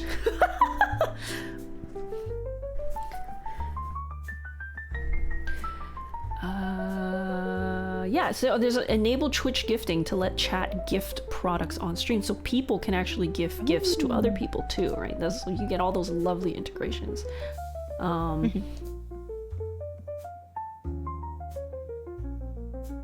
Just gonna look. Create a new if I create a new product, you have options to so let me just quickly show off here on fourth wall. They allow you to sell a digital product, sell something you have that basically you're going to fulfill, or you can design a new product, right? I think, yeah, so you'll, for the list, if it's something you already have, you will handle the shipping. You are responsible for packing and shipping orders in that case. Yeah, and then there's all these like other controls as well, because you're the one who's running the shop, so you can be like, you can add different color variations too. For like the t-shirt that I offered, I specifically picked, I wanted purple, and it looks nice in the light blue and maybe the dark gray, and that was it. I don't like any other colors. For example. And then if you have other images too, then you can, like if someone's like modeling your clothing or something, then you can put that up there as well. So it's literally like you have so much control over this store. what do you do to help hide your identity? That's what I don't know. That's why I feel like fourth wall is really great. It's really great for people who are like, if you're a large creator, then like I'm just thinking like those like cam tuber type like IRL like streamers that make this kind of merch, that usually you have like a PO or shipping location, right? So when you want to start doing that kind of fulfillment yourself, then you just have to do what you need to do to hide your identity. But you don't have to. That's the thing, because their product, they have a huge product list that they themselves offer. It just, like for acrylics, because acrylics has like a minimum order of like 200 or something, 100 or 200, then if you wanted to buy your own acrylics for like, you know, dirt cheap from some China manufacturing place, and then ship those out to people yourself, then that's an option available, right?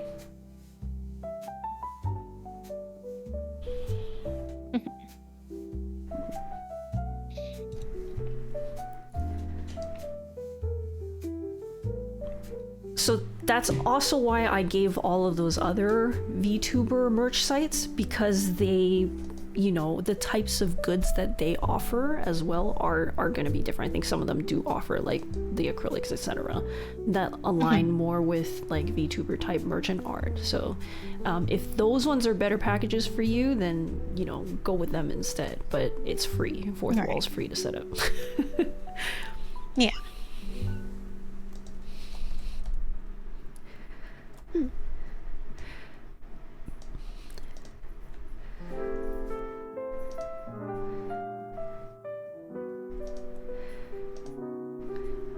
So yeah, that's that.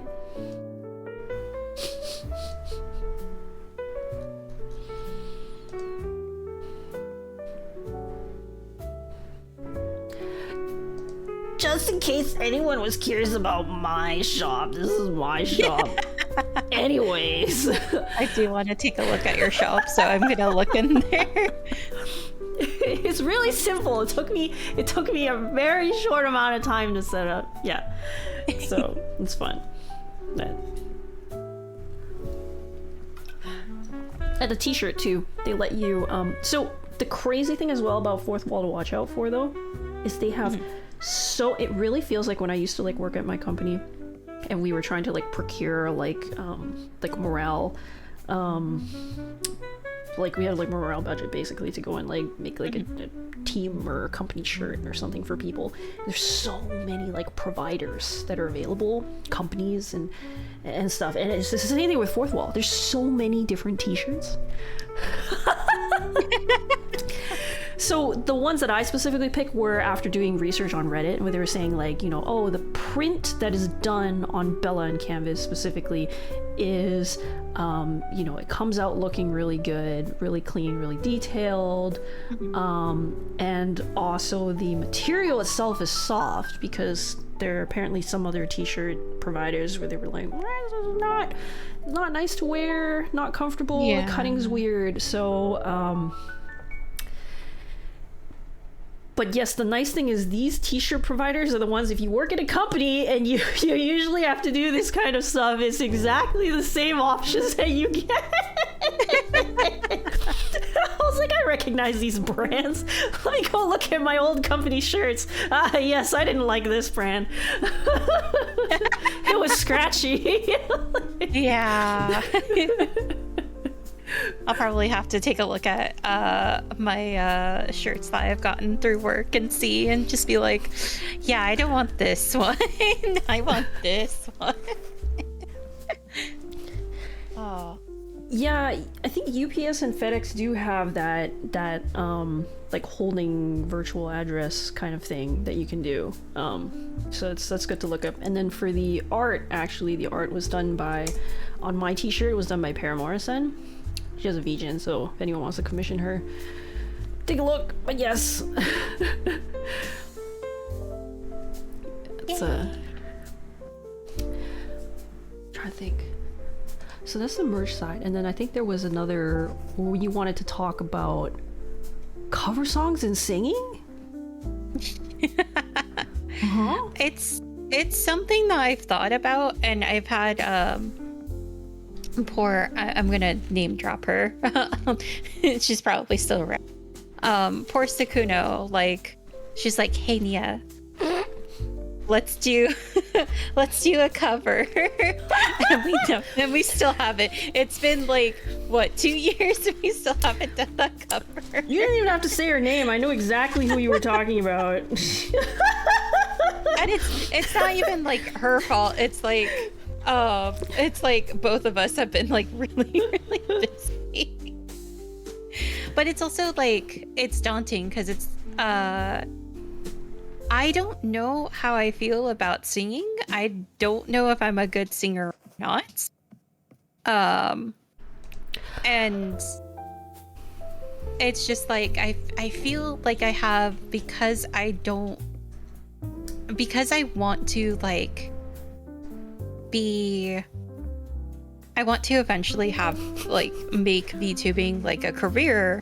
I feel like I have to have some sort of talent that is not just me streaming, in order to like also progress. Just looking at like all the bigger VTubers is that like I feel like I have to have some sort of additional talent in order to be successful. Well, no. First of all, no, it's not. And it's funny because here Lonesome is like, it's cool seeing the business side of YouTubing. It's scary. This is where I'm gonna come in and be like, no. If we look, okay, so this is one of the things about what people, y'all are so fucking busy streaming, okay? Like, for all you viewers out here that don't know, okay, streaming is not just, oh, they go live. It's, oh my god, there's so much prep work that they have to do on top of, because streaming is not profitable for a very long time at the beginning, not until you've got like big fucking ass numbers, okay? Even partner's not making enough for a living at all. Not even close. And so usually you have another job that you're doing, you're living your own life, and you have to do the stream, but you have to plan for the stream, you have to prepare for the stream, and you have to keep making improvements to it, because of course people don't want to keep going back to the exact same visuals, and they say you want to keep improving and growing it over time. And as you say, like commissioning these artworks or preparing them, showing them off, having new and different redeems. If you have different setups per game, you set up your Thirsty Thursdays and you want things to visually look and feel a little bit different, then that's another thing you have to do. It's just so much work that y'all have to be doing already, right?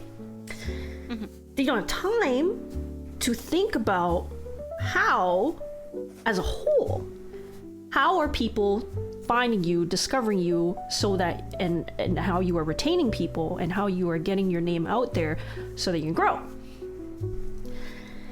And so now we sort of looked at your brand. So I'm gonna hold off on like you need to have another talent, like a skill and talent, for a second. I'm just gonna throw that into some bucket over there and we'll go back to that. Okay. But let's talk about your discoverability, right? Because if you want to grow, so if you're busy, right? And so we've already talked about like getting your chat to help lift you up and help echo you and give them bits and toys to play with. There's also, there's so many ways, right? You can network and keep networking with other people so that your viewership, collides. You post on Blue Sky and X, and you make YouTube shorts and clips and everything, and people are reposting those, and you edit your videos to make them even more fit, blah blah blah blah, right? There's so much you can be, and people, oh, I'm gonna multi-stream, oh my god, and then you set up the multi-stream, that's even more work, because then you have to go and integrate your chat together, and then you also have to be like advertising and posting across all of these other platforms, and then if something breaks on one platform and it causes problems in the other one, like it just, oh my goodness, right? And the APIs change over time, and then it breaks in your stream, and then you don't have YouTube anymore, and you're like, should I still stream just to Twitch but not to YouTube? It's crazy. So what matters most is looking at all of these things that are out there that are possible for you to do. Because you could do everything if you had 1,000 hours a day and were Ling. But you don't. So then we have to strategically go and figure out, based on A, what you can and like to do best quickly yourself, that comes more naturally, that's easier for you to do, that fits in with your schedule, still makes you happy. And what your goal and vision and your like a realistic rate of growth that you're trying to aim for is. And so if we just right now, right, like one of the best ways in general to get discovered is like, you know, you make YouTube clips, really well edited with you know, super short ones, good captions, good text, you know, hits like a truck, good title, good thumbnail, bam, you get that out there, you'd be getting like thousands of views, you can honestly start like monetizing. But for some people, that's like not even on the radar, like because they don't like making clips and they're not good at it, and also but then there's solutions to that too, which is like, oh well, you can hire people, or if you have friends who are good at video editing, or you can start to learn the skills for that, right? But that right, so taking account the song cover one is interesting because I feel like this has to do more with, again, it's like thinking about that like long-term branding of yourself. So for example, like Helly sang a cover for a song because she wants to have that as part of her lore video. And she's like storyboarding this entire like huge lore video, and that's going to be like this huge like thing for her brand, right? But for you, this is more just like, I'm not saying to not do it. Again, I'm just trying to put perspective again on how far maybe you would want to push yourself to do it and for what reasons. What kind of realistic expected return you plan to get out of it, right? Because it's difficult to just be like, well, everyone else is doing it, therefore I have to be doing it. It's like, no, then you're just going to be another person out there in the sea of people. Like, it's cool, sure, right? But does it matter to you? If you want to have a good time singing some songs with your good friend Sakuno, then fucking do it. Have a good time with it, have a good blast with it. And that also goes back into your brand too, right? And if you want to grow that as a skill because you feel like you want yourself as a person to have more skills and more things that you're doing, then I would also definitely say, yeah, go do it, right? Or even just go try it, just so that you can see and dip your toes into the world of like, oh, so this is how it feels like to go record a voice, you know, and all those other things. But if you want to do it well, this is when I start cautioning, right? If you have high expectations and for a result and an output, then this is no longer for fun. We're going to do the same thing that we're doing here for streaming. It's like, okay, I can tell you all the tips to create a good song cover that will help you get good like results. And that takes the fun away from it again, right? Which is another question I'm asking you is like, why and for what reason and what are you like, what, you know, is, right?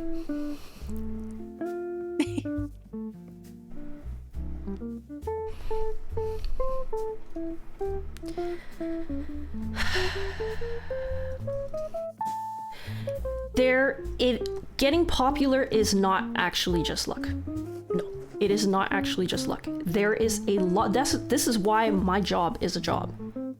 There's actually algorithms out there, and there's a lot of, you have to understand the psychology of humans, because there's luck involved in the sense that, can you predict the psychology of all like 10 billion people out there in the world? No. But what you can do is better strategies in order to have a better chance. It's like if someone just kept throwing shit at the wall eventually you might hit one, and that's great, but you'll have no idea why. But if you studied the wall, and if you studied what the fuck you're throwing at the wall, then you can make things that stick. And if you keep analyzing, did that one stick? No. Why did it not stick? And that's why YouTube has analytics. That's why Twitch has analytics. That's why we do things like feedback. Like as a streamer, right? When we ask viewership, like, do you like this? Did you like that? Right? How did you feel about it? Right? That is very helpful because then that tells us whether or not what we did stuck to the wall.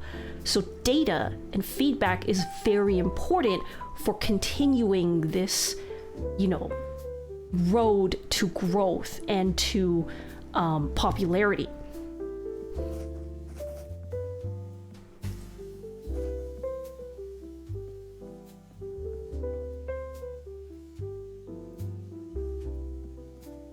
Yes. So, sorry, there's an ad break right now, but there's a comment here from Lonesome.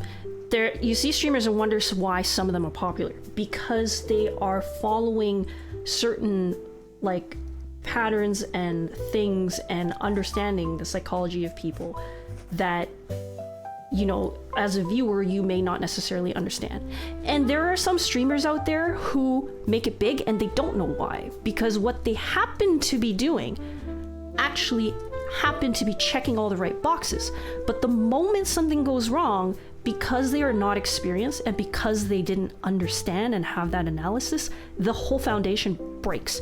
And so you'll see some people who shoot the partner and then just shit's going wrong, or their mental is all fucked up and they can't do it consistently because they didn't understand. Like, oh, I used to be doing this and it worked for people. Why is it not working now for people?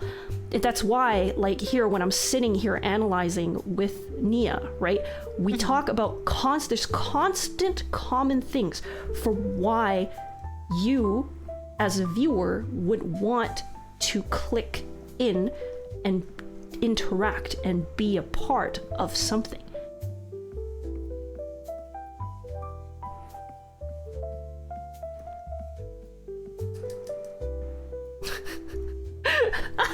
Sorry. A data analyst. We got a data analyst here. Exactly. That's the kind of talk that we need to have. Yes. And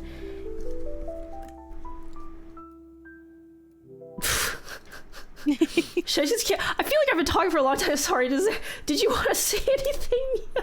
No. I'm like, this stuff is I look at my analytics a lot.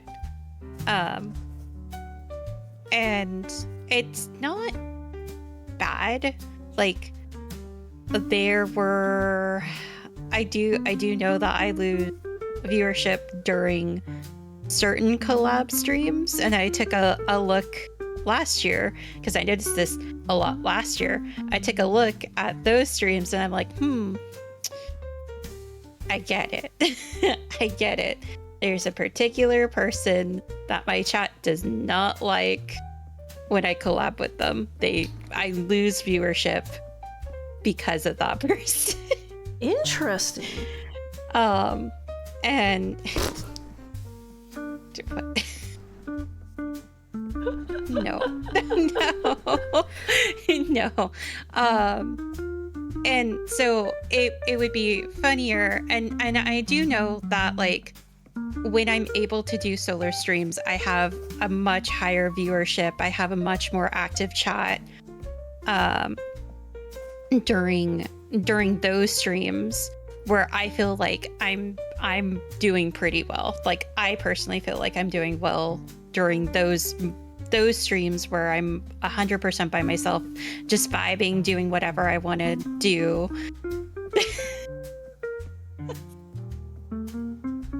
Only wrong answers are only is pretty much what I'm getting.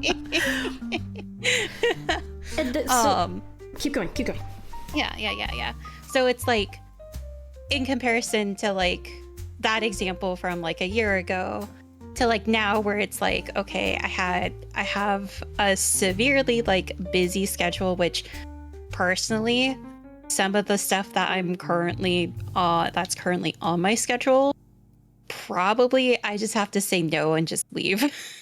I have to say no and just leave for some of those, so that way I can get some of that solo stream time back. I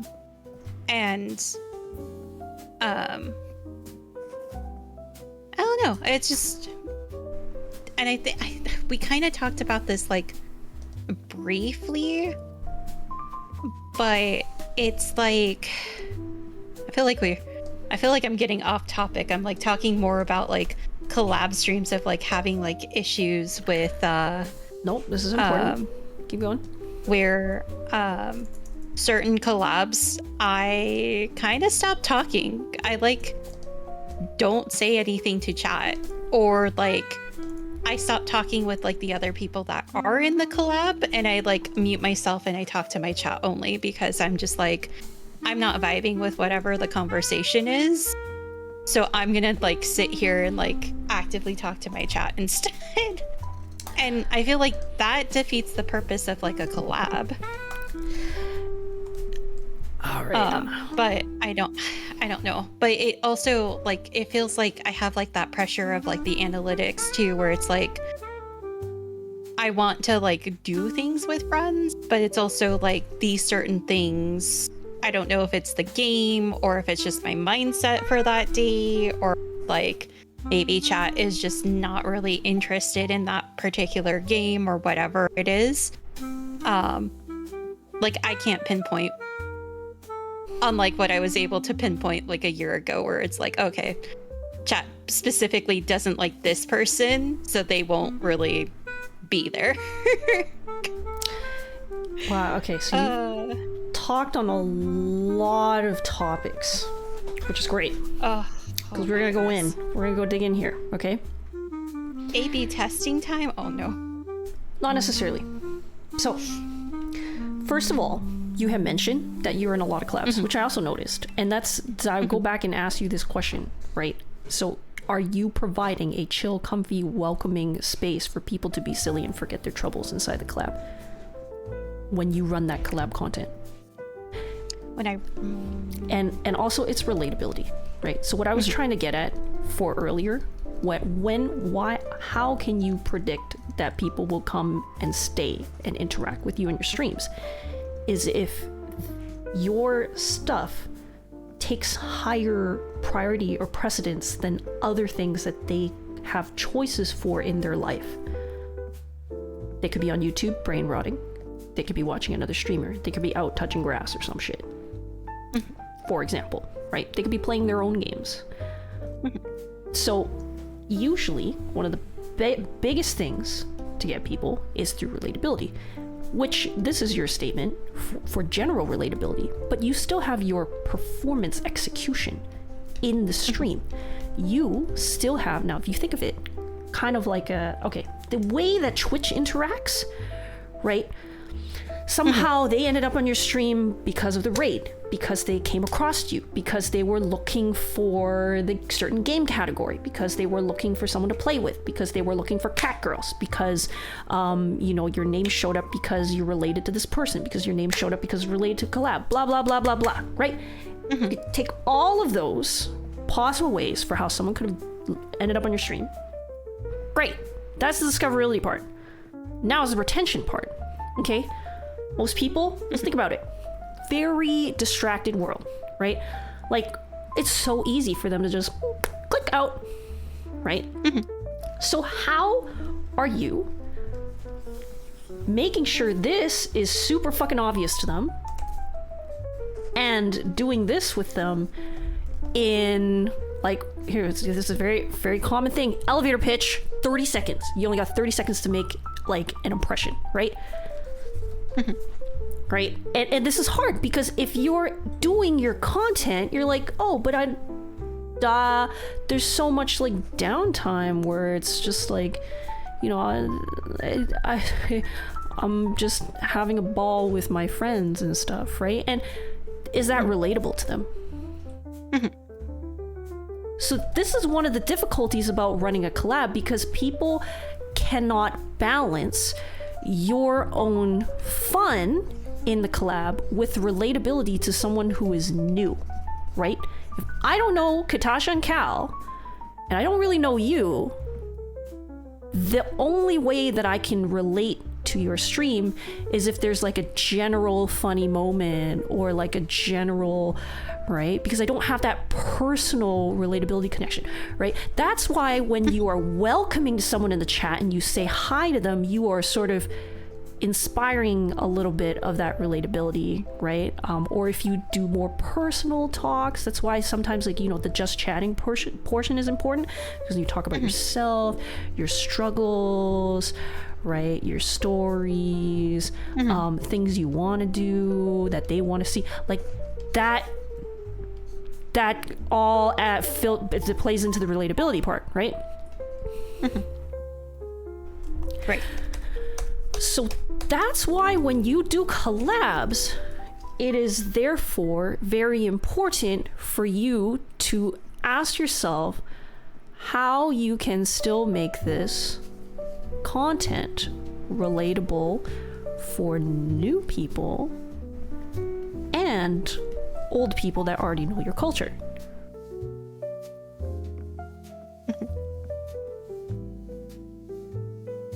And if the answer is no, it's very difficult with certain kinds of collabs, then maybe you should just not do them on stream. That's basically it, right? If you look at all the types of streams that you're doing, if you have like streamed A, B, and C, let's say you stream 3 times a week, which is the minimum if you want to hit partner. It's 12 days out of 30. You do 3 times a week. I think it was 3 times a week. That's good enough. If I remember correctly, 3 times 4 is 20. Yeah, exactly. Right? Because there's it's 4 like points. 3 or 4 is like the sweet spot for it. So if you're always doing collabs where, again, your attention is waning and you cannot create that close, like, relatability experience for people, then yeah, people are going to be dropping because they're like, Nia's not talking to us. I don't really understand what's going on. I don't know what's happening. So yeah, you know, if you're in a collab, it's important as streamers to recognize there is a difference between friends and the stream show that you run. If you want to care about your viewership, friends are separate. They are helpful in the sense that if you are close friends, you can rely on your friends more to help you be a mod, to trust them, to have good vibes because you know them, to be potential good collab mates. But that doesn't mean that you allow the boundaries of your stream to get eroded. If you are holding up shop in your stream, you need to be very clear. Like, hey, we're friends, but even if we're friends, when you come into my restaurant, I'm not gonna allow you to, like, you know, wreak havoc or something just because you're my friend. Right? So it's the same thing. You're running a parlor, right? Your parlor has rules. And so if you establish them in the first place with the collab people, right, for each one of these, and you say, hey, these are the rules that I have for my stream. And I'm sorry, like, if they don't vibe with yours, maybe we can work out some sort of compromise, because what I want to do is be able to talk to my chat still, or like, you know, like, so if they say, oh yeah, totally okay for you to like mute regularly and chit chat to your chat, then you'd be like, oh, perfect, right? Or maybe that's not what you want. Maybe you want it to be where everyone's talking to all the chat all the time. Because another way, so usually in collabs, one of the ways to make it relatable when you're small is you regularly bring your chat up to speed. So you got to keep talking to them, right? And it's not just, you know, where you're basically like, you just walk by a door and you see like a bunch of people playing a game inside and you're like, okay, well, I'm just gonna keep walking, right? It's like you walk by the door and they're like, oh my god, did you see? You just missed this shit, okay? Wait, get in here. Okay, Nia just fucking wait, do you know what this game is? Okay, hold on, let me explain this game to you, right? Okay, like, she just fucking pulled this shit. I'm gonna explain to you how hard this is, chat, okay?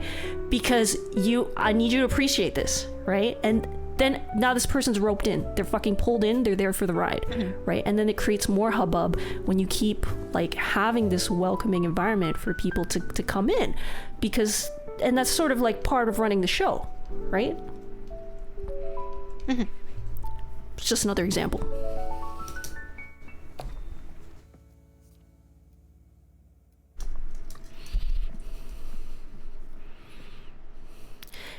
Yeah. But it's very difficult to sort of establish and figure out these rules with people in advance. But that's basically it. Like if you're only having collab content too, then this sort of reduces the amount of like personal time people have with you, and then you lose your personal brand too. So I think it is important for you to figure out, you know, does that just mean you have longer just chatting segments at the beginning or end if you want to do more collabs?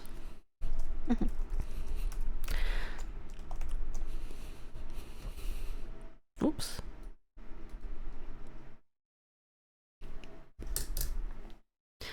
Yes, and that's the thing. So that's why I think it's important. Again, you have to remember your mission statement, and if you want to start just having lots of collabs that are large and where you're not necessarily like interacting with chat as much, what does that say?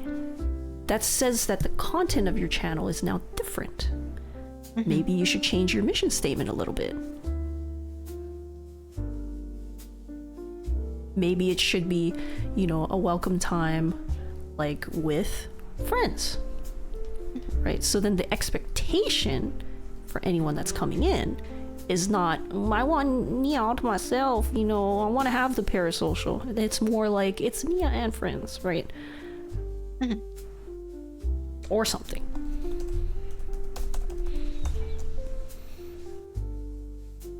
Gotcha.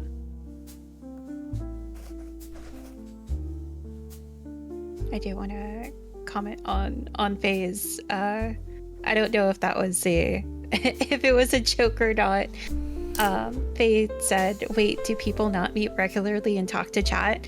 I have, if I have a stream together going and we've got shared chat going, there's been a few times where I've been called out in the call for being muted and talking to chat, and they're like, just talk, like, you don't have to mute, just like say it open. And it's just like, you guys were having a separate conversation than what I'm trying to do. So yes, I'm gonna mute and talk to my chat. But that's while you guys are having that separate conversation, I'm not gonna interrupt. But then you are having a side conversation, and by having a shared chat, you having a side conversation is actually derailing and confusing for the other streamer. It's actually disrespectful to the other streamer in that sense. The other ones that are inside the shared chat, because you're having a secret conversation inside a shared chat that no one else is in on. So that's why I was saying expectation have to all align for everyone in the collab. When you have a shared chat, usually the expectation then is that you are all addressing, it's like being in a big like conference room or running a show and you have a shared audience, right? You don't have a shared audience where you're off on the side having a side chat and there's like your conversation is there at the same time that the show is running. Like, that's really distracting, right? So maybe if you are in a group where you're like, hey, right? And again, this is behind closed doors. This ain't in front of your viewers, right? But this is why it's important to have good boundaries between friendship and making sure your stream is of certain rules and certain quality requirements. Is that, hey, I love you as a friend, but my viewers, I have a requirement and expectation to provide this type of experience to my viewers, and my viewers really like to come in and talk to me and chat about things, and I like chatting about life during games. And I know that this is going to impede the collab. So if you're okay with it, can I have my chat maybe not be shared with you guys? But you know, we'll still have each other's names and stuff. Maybe this isn't the best solution, because usually you want either or so that everyone's all on the same page, but it could be something that works, right? It's just, again, it's just having that shared understanding and agreement that works for everyone in the room.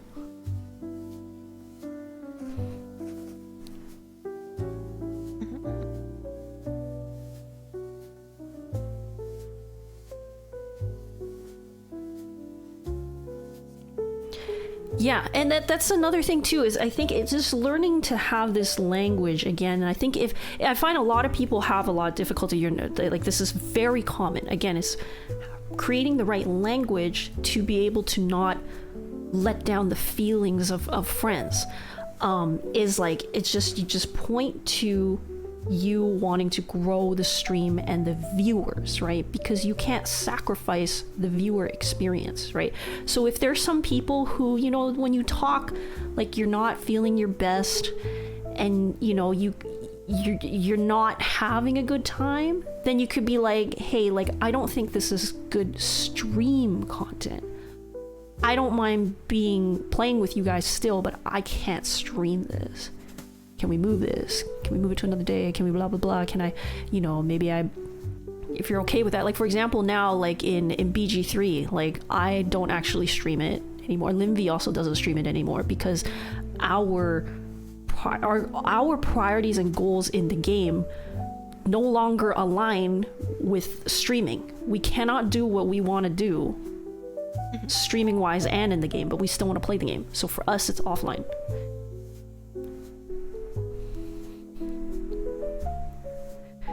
Exactly. Yeah, I was torn too. I felt really torn too when I was doing the streams too, because it's sometimes it's really hard to have those align. But you're also still a person. If you want to hang out and play with your friends, then it's good. But again, it's important then, if you have a busy schedule, you need to be looking at your entirety of your capacity that is available and asking yourself, I only have this much time in my week, right? If I divide it up, how much of it is stream time? How much of it is like work time? How much of it is like actual non-parasocial, like, you know, non-stream, like friend time, personal, right? Like, and then there's like stream improvements, right? And then, you know, Discord is important because that's for you to uphold your community, right? Keep the community going offline. And then how much is left for the other things? Like YouTube? Like socials? Like, you know, song covers, right?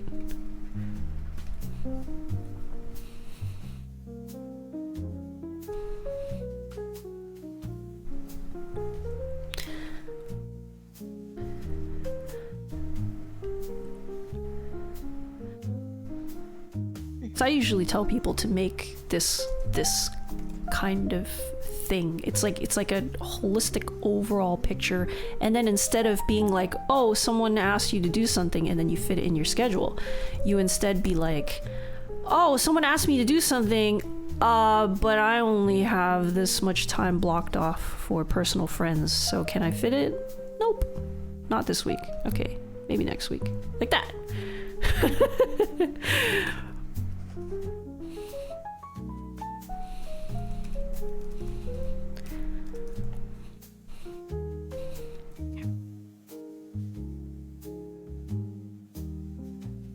Where inside your stream we can also subdivide it, right? It's like how much do you want to have like solo content time? How much is like the comfy percentage versus non-comfy percentage? How much is the like the again, like you sort of figure out the composition of your streams, right? And then whether or not these things can go in together, right? Mm-hmm. We only got 24 hours in a day, Linvi. I'm sorry. That's how it goes. But, you know, that's what... I always tell people, like, this is not forever. This is not forever, okay? This is not forever. Revisit it. right? Go shift these lines occasionally, right? Ever so often. Add new things in there, right? Occasionally, right? Fit things in and out. So it's important to do these kinds of things, because a lot of times we get swept up in the daily, the clockwork, right, of things that you have to do, and you don't actually like get time to like sit and be like, oh, let's reflect and look back on my life and what I've been spending my time doing, and is that actually what I want to be spending my time doing for the next little while, right? So that you can move forward with specific purpose, instead of just getting caught in the ocean waves, and then next thing you know, you turn around and I'm like, oh my god, 2 years have passed and I didn't do any of the things I wanted to do. Like, so it's important to regularly schedule this reflection time for yourself, so that you can continue to seize and control, your life as well.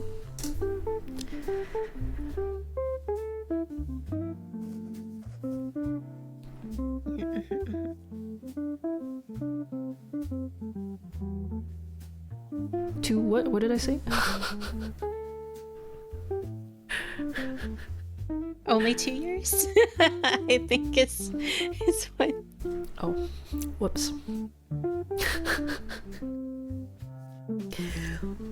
Anyways, yeah. Sorry for going off on a big. No, it was a needed one. Thank you.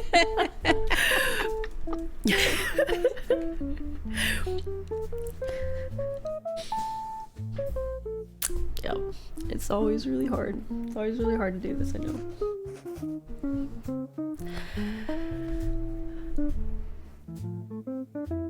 Am I missing other points at the beginning though? I think,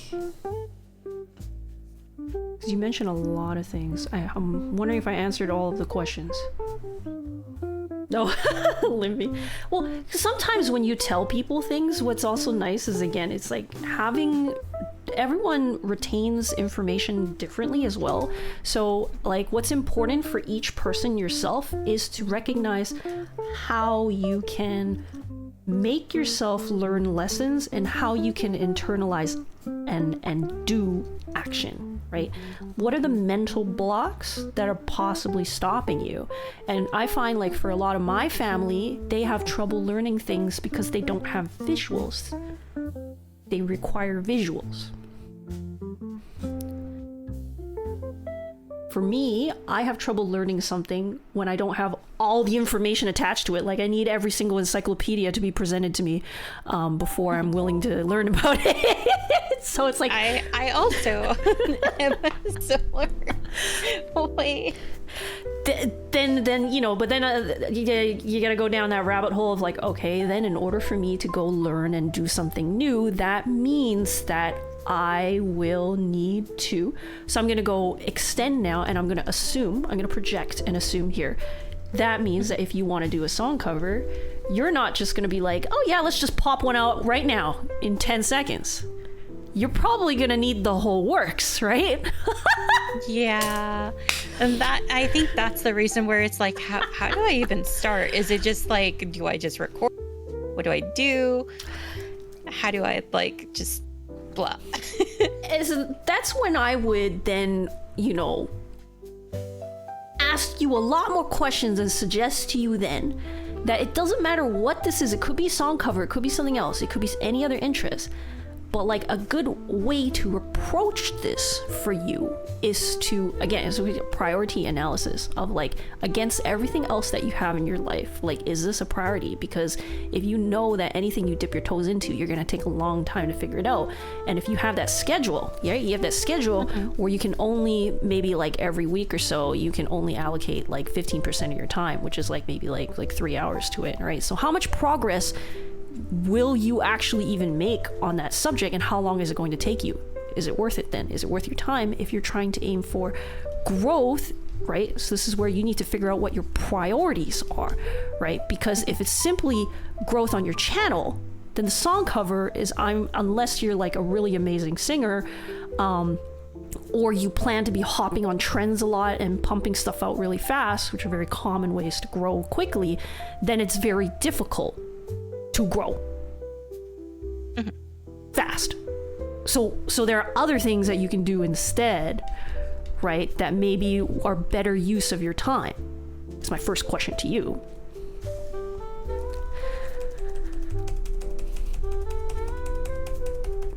Are there other things I...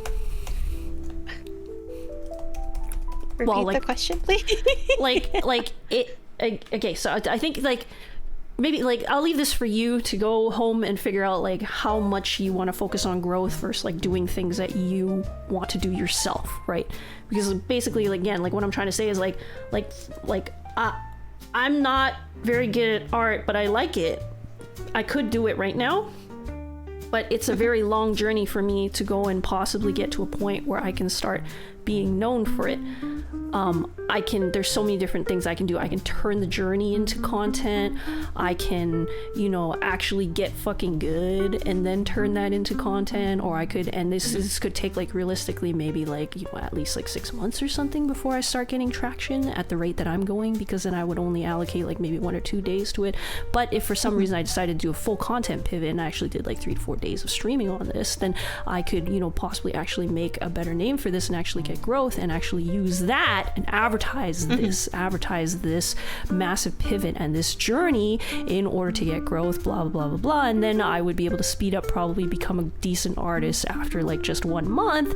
And then maybe I could even make those videos to go and, highlight and all my progress in 1 month, because that's going to be good content that people relate to, blah, blah, blah, blah, blah, blah. Okay. So do you see what I'm trying to get at? Is or what you could be doing is you take your streams, right? And this is usually the reason why I said biggest bang for your buck when it comes to time as a streamer. Usually what people do is you already stream. Can you turn this into content? So you're reusing your content, and that's why shorts and clips are really nice and easy, because you've already streamed. You barely have to do any work. Now you already have the content, and then you can literally you can create templates so that you can like post them easily like on Blue Sky and X, right? So then literally you did most of the work in your stream. This is going to be like 4 hours or something, and then the rest of this you can actually turn it into a workflow that's maybe like an hour a day. Or even better, what people do is they schedule all of their content editing on a single session a day, right? And then you can use tools like Buffer and also like the scheduling on YouTube to go and then post. So basically you grab all of your stream content for the past like 7 days or something, and then you just go through, you scrub through all of them, you make all of your fucking clips, and then you just load them up. Right? Boop, boop, boop, boop, boop, boop, boop, boop. It's just being more efficient with your time, right? That's how you can get greater visibility for like far less time. Hey, Sky.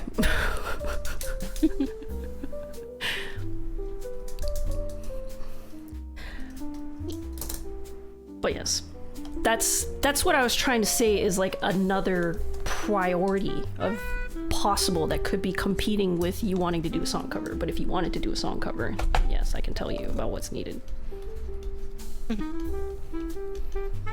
Was that a yes? Yes. Okay, so at the base, so you can use like a very simple like audio recording program, which is like Audacity, to just record your vocals. And what you want is like a clean audio with like no echo and reverb at best. So if you have some sort of like isolating like foam, or usually what people do, and see Sky is also here too, you can use like a blanket as well to sort of cover your entire mic setup and everything, and you want to record your vocals. What you also want to do is, it's probably going to be multiple takes. And so like, for example, like when I record, I'll be like, you don't necessarily, it depends on the quality that you want, because what you do is you can just do a single take, and then it doesn't matter if there are edits or mistakes in there. You literally take that and you're like, all right, I'm shipping it, right? But if you want to like redo certain sections, then this is like, oh, you're gonna have to like go and continue to record multiple things, and then you keep recording things, and then you have to go back and edit it and be like, okay, this part I need to shove it in here, this part goes in here, this was a bad take, fuck that one, this one was a bad take, nope, this one, oh shit, I still don't have a good take for this one, it sounds bad, I gotta redo it. Okay, let's start recording again. Okay, my voice is cutting out now, I don't have enough time to finish doing this today, I gotta redo this tomorrow, blah blah blah blah blah blah blah, right? Until you get that clean vocal audio, which also you should have figured out a backing track, because there are different instrumentals that are out there. Like, you have to look at the rights and stuff that exists out there, and that's a little bit shady if you're just starting out new. But like, you know, if you're using different instrumental and acoustic files that are out there, then obviously give credit to what you used, but also like they might have different timings and pitch, and that's why that's important to pick this first. And then basically afterwards, if you have your own like DAW or like music editing program, which is digital audio workstation basically, then what you can do afterwards is you can also hire people to do all these things, by the way. There are people that can do all of these things, right? So you can literally give them your raw file of all your singing and all of your takes, and they will basically do the timings, right? So you see when you go hire someone for editing, there's like the timing, right? Because it might not be perfectly aligned, so then they'll go and like have to go and tweak exactly to match with the background. And then there's also like the mixing. So mixing is basically like when you talk, and we were saying it was like your raw like voice recording, without like any echo and reverb. So the echo and reverb is how you get it to sound like you're inside like a room or a concert hall or whatever, to match the music, right? And so that's what the mixing is. They'll make your voice match the music and all the like volume and stuff. And then there's also tuning, which is if you're a little bit off in your voice. Now nowadays there's always tuning, everyone tunes everything. How much tuning, right? The tuning software has come a really long way with AI and stuff, so it's real fucking good. Holy shit. I have Melodyne that I personally use myself, and it's crazy because at first I never wanted to like tune myself, but most recently, so my upcoming covers that I'm gonna be popping out, like it kind of feels a little funny to me to say like, I'm sorry guys, it's gonna be tuned a little bit, but what makes me proud is that it's not tuned that much. At least that's what I have going for me. But what I really like is I want that like high quality, and when you hit a note, right, there's actually, you can be a little bit high, you can be a little bit low, and that actually can cause so much of a difference in enjoyment, depending on the type of song it is. If it's more like a ballad type that's like, you know, like a cappella, kind of like very little, more soulful or something, then it's okay. It's more okay if your voice is kind of like all over the place. But if it's a lot more of like an electronic or like pop type of song, where you want that like, most likely the track that you are trying to sing a cover for has been tuned. I'm just gonna say that. It's been tuned a lot too. Right? So then you want to go for, you know, where you're hitting the notes on target, right? And that's when the tuning is going to be important for coming out with a good song. And then once you get all of these, right, and the volume as well, because probably, you know, when you are singing too, right, you have to figure out your microphone, right, that you have. When you sing loudly or when you sing quieter, you want to go farther back or you want to go closer to make sure that everything gets picked up so that things don't like peak and like fucking blow up. So that's also important. There's so many times where I did a recording and I looked back and I peaked and I was like, fuck, I gotta record that or re-record that, because you can't take that audio. You can't take it. It don't sound good. So and you know, going further later, right, there's gonna be like the tone, like the vibe, the feeling, the messaging that you go for. Are you just hitting the notes? Are you really, like, you doing it more breathy? Are you doing, right? And also, like, you know, are you hitting on pitch? Are you straining your voice? Is it more like a scream? Do you need to practice hitting the higher notes and falsetto and inner head voice, whatever more? Blah blah blah blah blah blah blah. So these are this is basically the basics, and then of course, you know, this is just the audio portion. We all know that usually with vocal, there's also the video portion too. Dear Lord, and I'm probably just gonna stop here though, because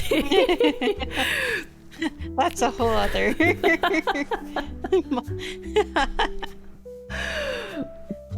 person. That was a super fast 101 rundown of all the things that are required to make what I like to do as like a high quality song cover. So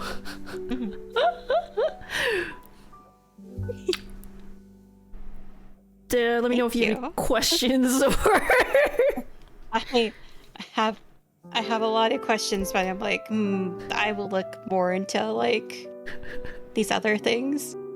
But thank you for the crash course. And usually that's why it's actually better to go on like VGen and find like, you know, mixers and editors who can help you with that stuff, because most people, the reason why I actually know about this stuff is because I actually did do some digital music like production when I was in school before. So I actually have experience with like DAWs and with MIDIs and all those other things and plugins. It's not normal for people. You're gonna have to, it's like trying to get someone to learn 3D modeling or something, right? It's like, a little bit, it's not as bad, right? Because no, this, but it's like getting someone to be able to use the UX in those programs is crazy. And I'm sure there are some other like apps or websites now that help you to create, like, to streamline and to clear up and clean your audio, maybe through the use of like AI and for cheaper amounts, so that you don't have to learn how to use a DAW yourself. Or another alternative, if I'm too old and I'm just talking about DAWs when there's something newer, but like I think at some point it's just really good to make use of the other specialists that are out there when you're trying to dip your toes into something separate. And that's also why I was trying to say, like, if you want to get into like regular song covers, it's the same thing as like commissioning art then. Yeah.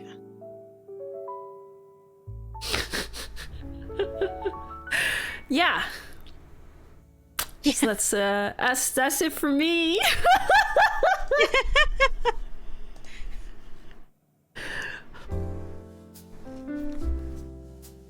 Yeah, well, I mean, I always hear about the Ableton versus FL Studio, but I was never on that boat. I was always on the Cakewalk, Sonar Cakewalk boat. Actually, I think I have Studio One. That was the one that I have I have Luca from, which I never actually had the time to spend working on, but Megurine Luca, the Vocaloid. Yeah. Luca Megarine. Oh yeah, Reaper. Yeah. So I have her. I actually bought her voice many years ago, and I just never fucking played with it properly and worked with it because I only really know how to use Cakewalk, and I didn't want to like actually play with Studio One and get to learn it because these programs are fucking huge. Like, I'm crying. You push the wrong button and everything is like, I don't know what happened. Everything could have exploded and I don't even know how to get my window back or something. It's it's stupid. Yeah. I used to chit chat a lot with the audio sound designer at one of my last jobs, and they kept giving me lots of tips, but everything just went over my head because if you want to open that can of worms, you could go real fucking deep. That's a whole industry there.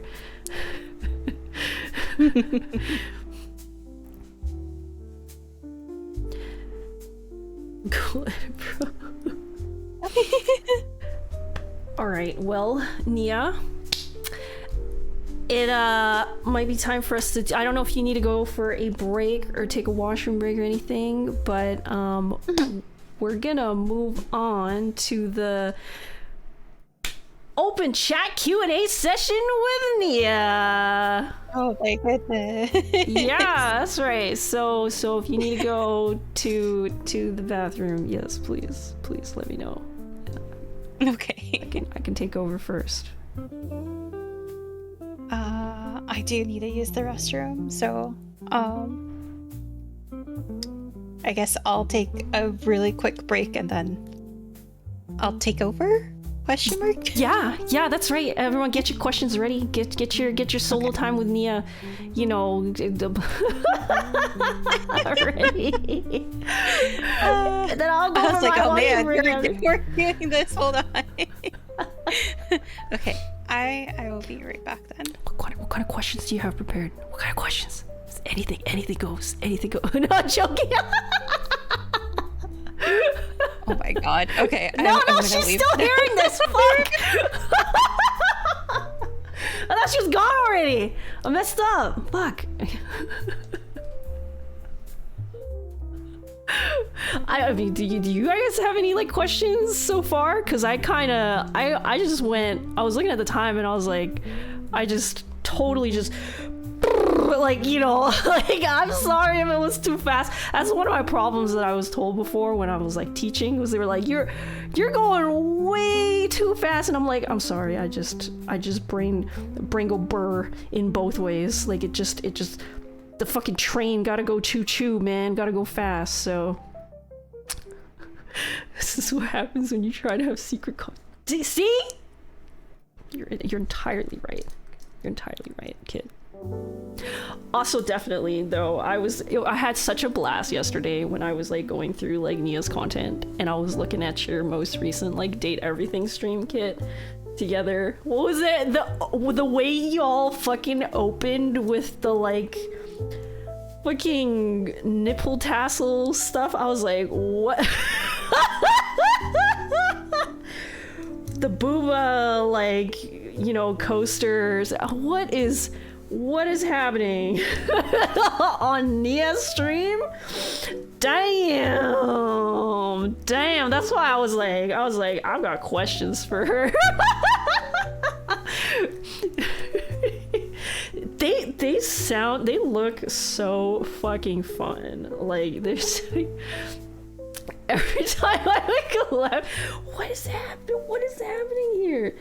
No, it's just because, you know, I think if you were with, like, I've also been seeing a lot of like deja vu, like with, I think Kumi is like the person she collabs with, and there's also both like out of pocket like lewd, and it kind of gives me the same kind of vibes. It's really funny. As a regular, I have no idea what happens on these streams. Oh my goodness. You're there for a good time, huh? There for a good time. See, that plays into the brand though, right? That goes in with the brand. Having a good, chill, comfy time where you can forget about, you know, your stresses just for a little bit, right? And talk about booba tassels. And someone mentioned like rotating them too, if I remember correctly. I forget who exactly. That's a trip. Thirsty Thursdays, y'all. Go check out Nia's streams on Thursday with Kid and Cal. Oh my goodness.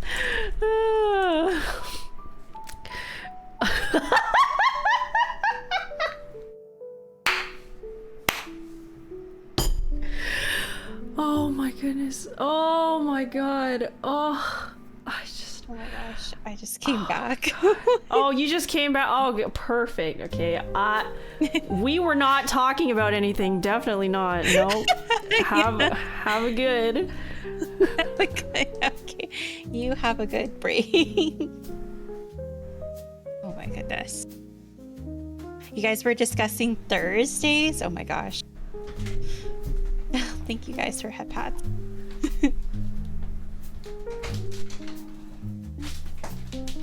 Okay.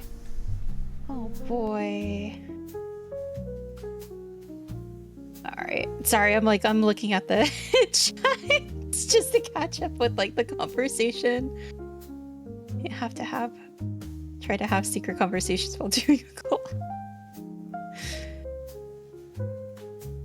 What is happening every time I'm a collab guest? I've never discussed anything in my life. Neither have I. Which is a huge lie. I have discussed things. Well, do you guys have... I guess this is a Q&A? Or, I don't know. I can sit here and just like yap. Say hello to everybody. Nia stream, cozy, mysterious streaming, or nipple tussles. What? Oh my gosh. Are we talking about whoa. I unfortunately can't hear the noises, but oh my gosh. You guys are talking about Thursday's Kit's comment about the nipple tussle. No, it was Cal's comment. Because Cal was like, hey Nia, have you seen like where Kit has us on on her stream? And I was just like, no, I haven't. Where are we? See, I was thinking of like something else. Not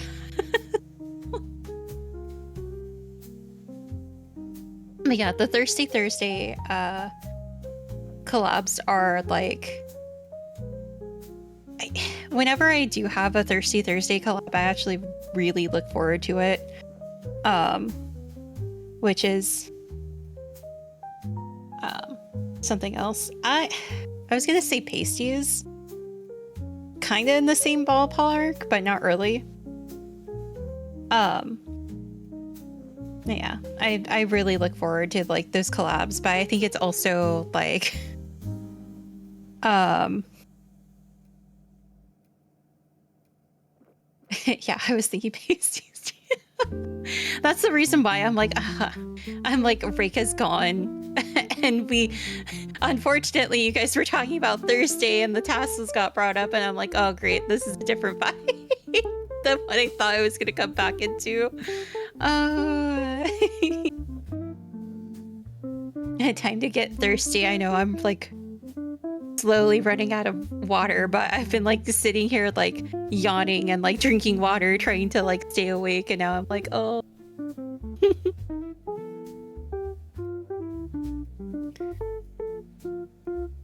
You mean pastries, right? Pastries. Yes, pastries. Yes, you're right, Tadpole. You are 100% time to get thirsty.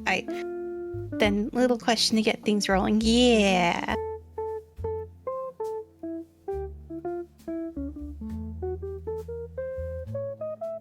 Yeah, this is a Q&A. I thought I got brought up in a previous Q&A I did, but have you considered IRL cooking baking streams? That was not brought up at all during the Q&A that I did. I have started to think about doing IRL cooking or baking stream. The only issue is what I like is like pretty much the setup for like how to set up for like in the kitchen. I live with 4 other people, so I don't want to like try to do a cooking stream and then like accidentally get my roommates in on the thing.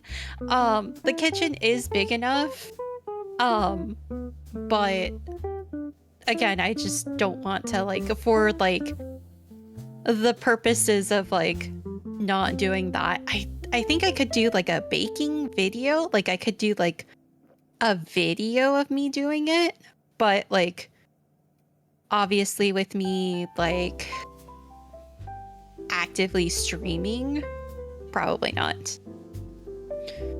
But I would love to. Favorite food type? Oh, okay. This is weird.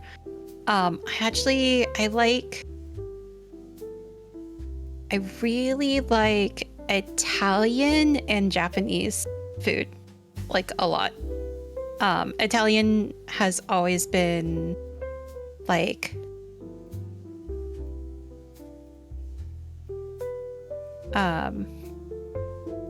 always been like my favorite type of food since childhood.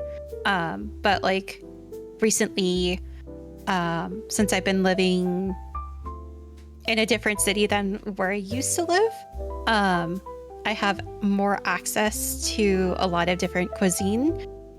I still really, really like Japanese food a lot, or like whatever I can like get at restaurants here. Specifically for Japanese, I really like Japanese curry. Curry is really good. I do like ramen. But I also like egg sandos.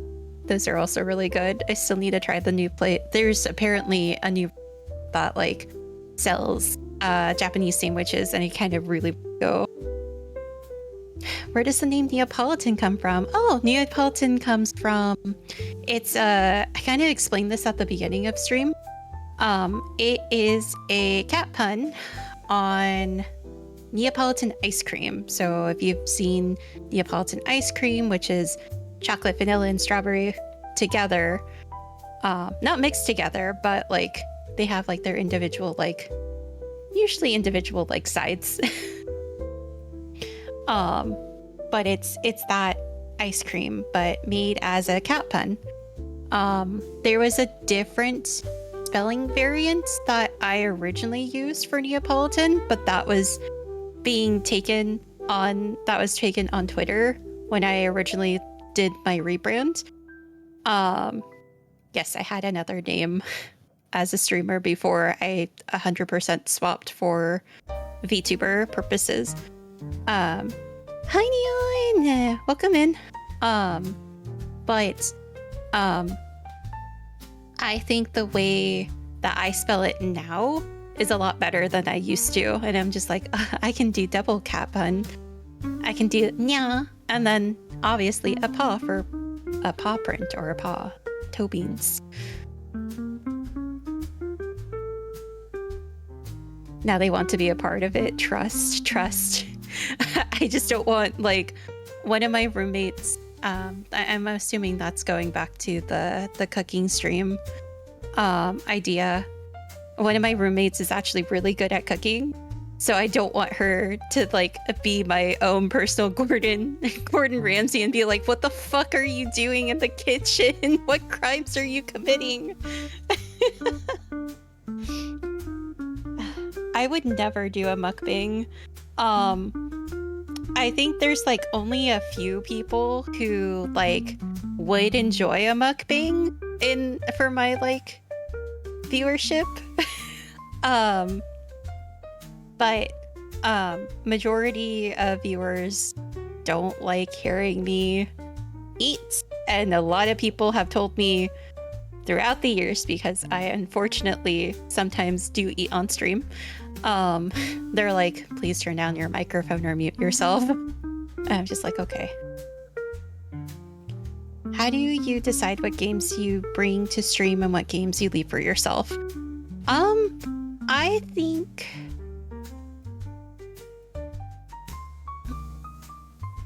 I think it depends on like the type of like game. If it's something that I'm super excited about, obviously I want to share it with chat. So if it's easy for me to stream, I will stream it. So like obviously if I buy like a new game on Steam, it's easy for me to stream that way, versus like if I buy a new Switch game, I have to go through hoops, and I'm actually kind of lazy, so I don't really like stream Switch games. Oh my god, not Twitch. Switch games. Although I really do want to. I'm lazy. I'm lazy. I don't have much time. I'm just like, as far as like games that I hold to myself, I don't really withhold too many games from stream. I feel like majority of games I play on stream are like the ones that I would normally play. Because if I'm not streaming, I'm usually not at home, not playing video games. I'm usually doing something, which is the unfortunate part.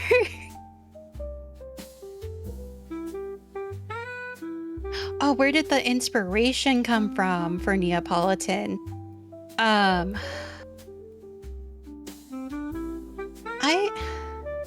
Well, originally I made an alt on Final Fantasy XIV, with the original spelling of it, which was just the Nia part, not the paw part. Because I was just like, what if I just made like an ice cream themed cat girl?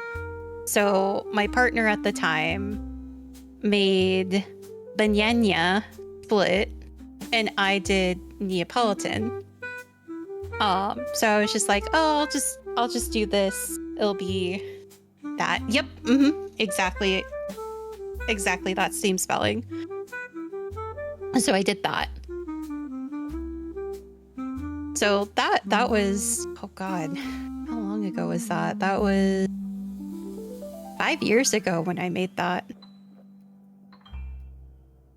So it was just, we had a discussion with our friends that it was, a 3-minute break. Oh no, people who are caught in the ad break. I'll hold off.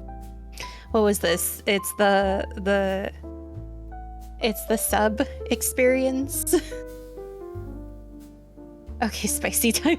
Yeah. The sub experience, she says. I am unaffected. Yeah, it's like if you don't have turbo and you don't have a sub, then you're caught in the ad. If you're not giving Twitch some sort of money.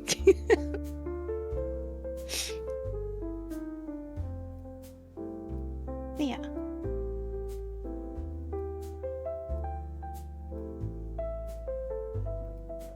Into some content. Well, that's okay. I mean, like, I think... Well, let me actually scroll back up. I'm, like, getting so distracted. With them judging your content. Your cooking is content, that's true. I got you. It's funny to see your model's cheeks pop up when you eat on stream. Yeah. Oh, I do have to tell you guys, so I play online D&D with IRL friends. So all my IRL friends they use their webcams, but I use my VTuber model. Don't worry, they all know that I'm a VTuber. There was this one day where I was in session and I started eating a snack. And one of my friends goes, I'm so sorry. I'm so distracted by the VTuber eating. It's so funny. And I'm just like, oh my God, I'm sorry. It sound really bothers. Oh. Always worried about folks with like misophonia. I definitely... I'm sorry, oh, yeah. Super ASMR subscriber option for mic listening eating option. Yeah, could do that. What are you eating? Yeah, we can't see. I don't have any snacks. I actually probably should take some pain medication, some Tylenol. Return from ads. Welcome back from ads, everyone. Haven't missed too much. Oh?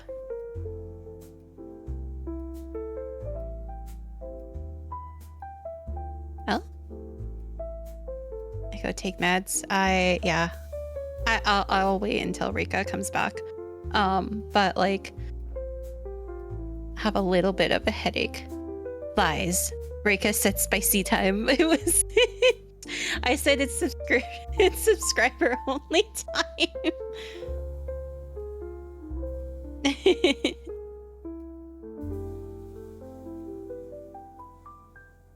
Rika's been back. Well, let Rika, like,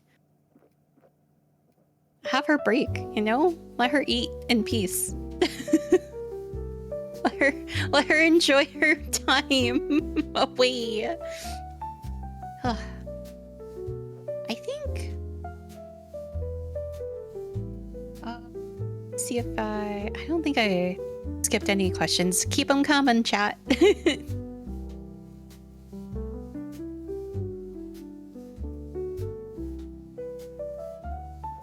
Gray has a cool thing of like shooing the ads away like a bad curse omen. Ooh.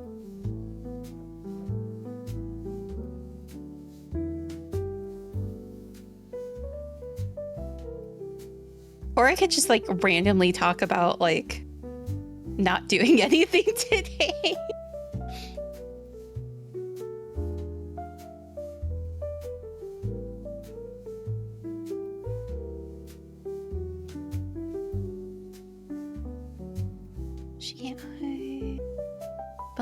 How do you feel about Bionicles? Bionicle! I'm kind of neutral on them, to be honest. I don't really have a, I don't have like I don't have a preference. I think they're neat if you're just talking about like Bionicles, the like, I don't even want to call them toys, but they were toys because I was little when they first came out. I was itty bitty when they came out, and I was like, those are cool. And then my older sibling was like, stop messing with my Bionicles. You keep messing them up. I'm like, okay. I'm not crying. It's just raining indoors. It's a bad day for rain. But like, I never really like got into Bionicles or anything like that. So I'm neutral. I think they're neat.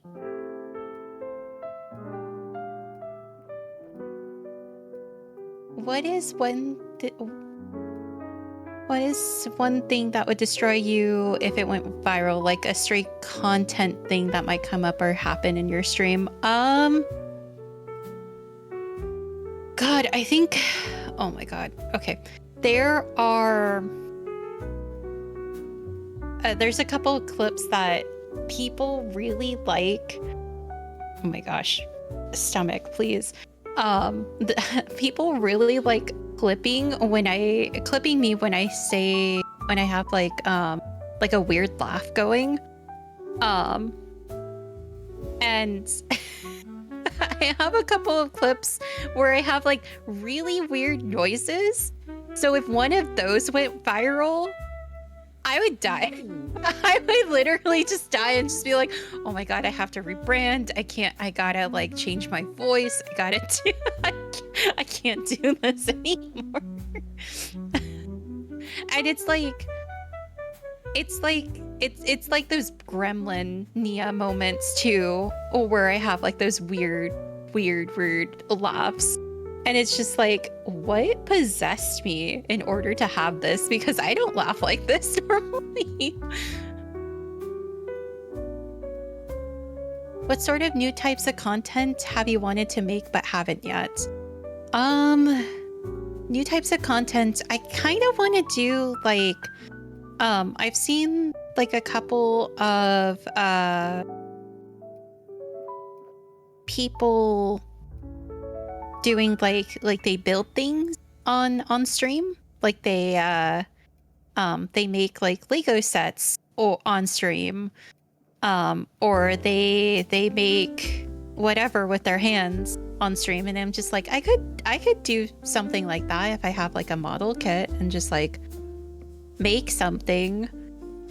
It's also the reason why I was like, maybe like cooking or baking would be nice, but the setup for that is like, ugh, building things like Bionicles. Yes, exactly. That's the funny thing.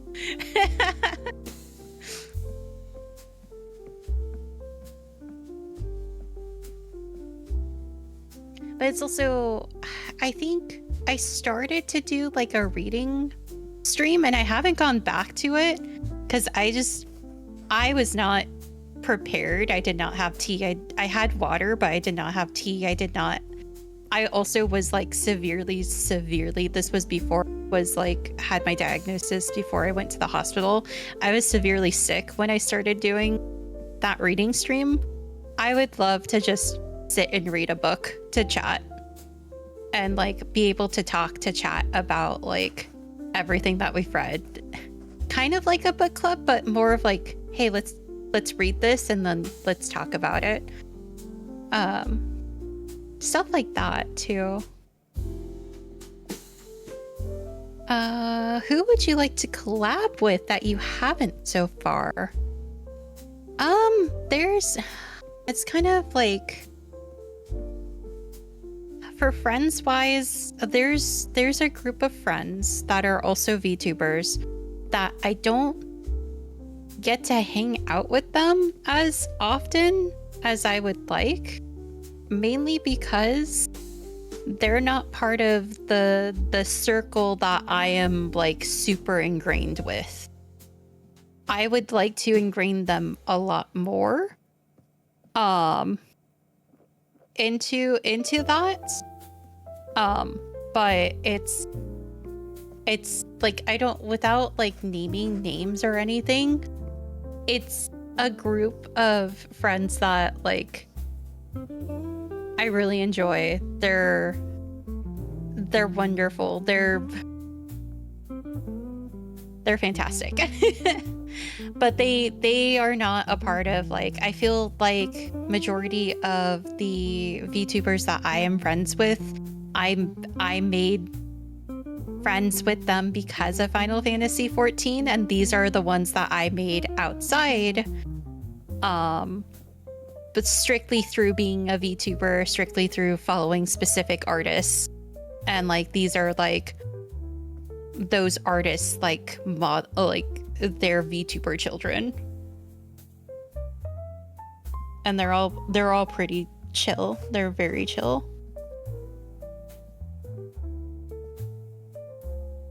I'm getting isekai'd into your 14 character. What job would I start off with? Oh my gosh. I know I'm a white mage main, but my character actually started off as a summoner. But Stormblood, I started when Stormblood, like the end of Stormblood. So Stormblood summoner was not very good.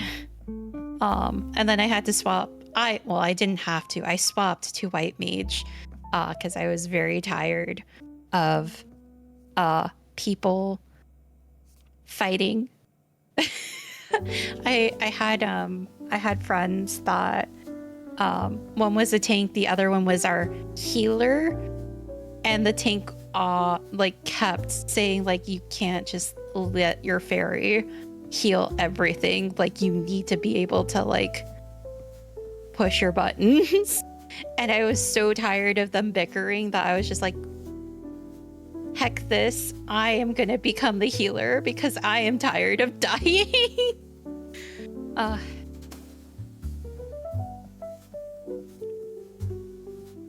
Oh no, everybody talking about Bionicles and being like, unfollowing if you're just neutral. It's like, well, I don't hate them.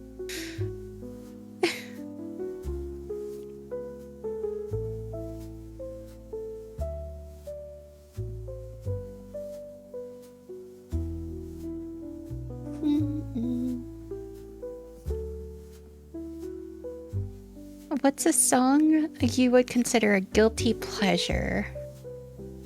Oh, that's a good one. That's a good question. I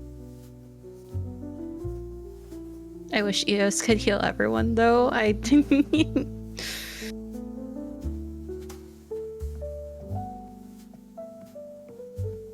stretchies. Oh, I popped all my shoulders. What's a song you would consider a guilty pleasure? Oh my gosh. I'm trying to think. I think right now, my IRL, two of my IRL friends really love Taylor Swift. and I started listening to like all of Taylor Swift's like albums recently, and I'm just like, I guess I'm a Taylor Swift fan now. I really like oh my gosh, Tortured Poets Department, that entire album, I really like it. I wouldn't say anything on that record, that album is a guilty pleasure. I'm trying to think, what's a guilty pleasure song? And yes, Swiftie.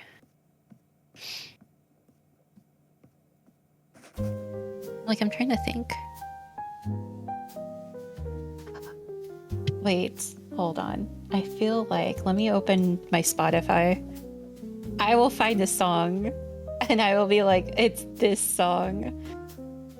What's a guilty pleasure song?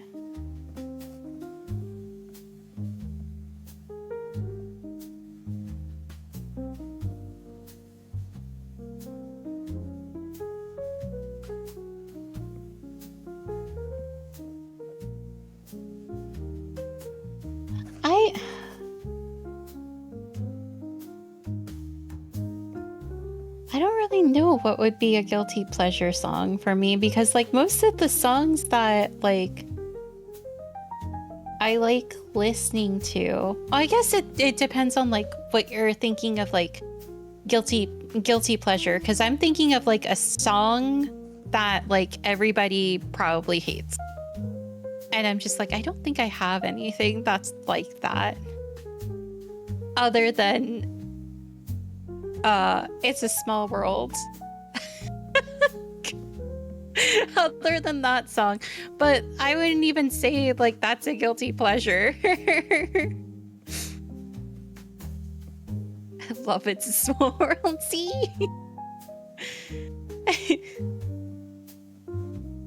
VTuber circles are so hard to manage. Time zones too. Maybe I don't actually scholar, but would be kind of stinky if that happened. EOS would be an amazing friend to have. I don't even know how to play Scholar. I look at Scholar and I'm like, oh, it's so many buttons. I am simple white mage being. I press my buttons.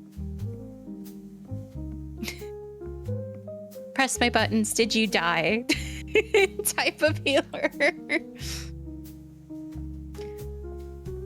I'm a listen to everything person. Me too. I listen to a little bit of everything. So I have like so many things.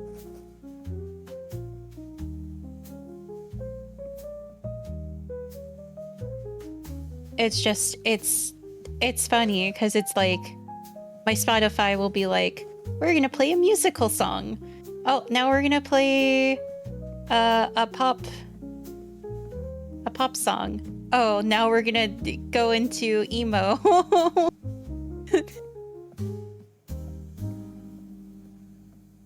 This is just out of pure curiosity. I just want to compare. How long is your hair? I've got 32 inches here.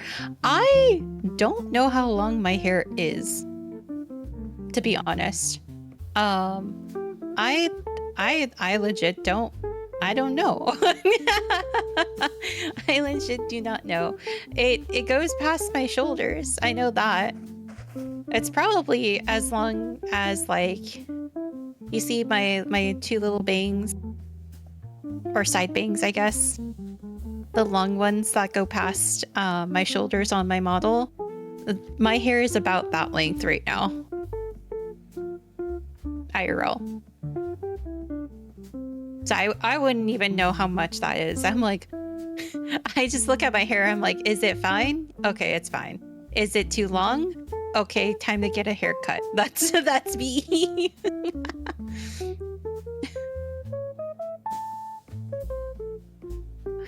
What is the meaning of life as a VTuber? I don't know. I want to be silly and say 42, but for I guess as like a VTuber, it's different for everybody because I feel like that's more of like a personal thing of like kind of goes back to like your mission or like your vision for like streaming, right? So like obviously when you like super boil it down, it's entertainment, whether if that's your scuff or like your covers or your stream or like the comfy vibes or whatever. It boils down to you are entertainment. You are entertaining someone. If you could play a game or watch a movie / series for the first time, what would it be? Oh, okay.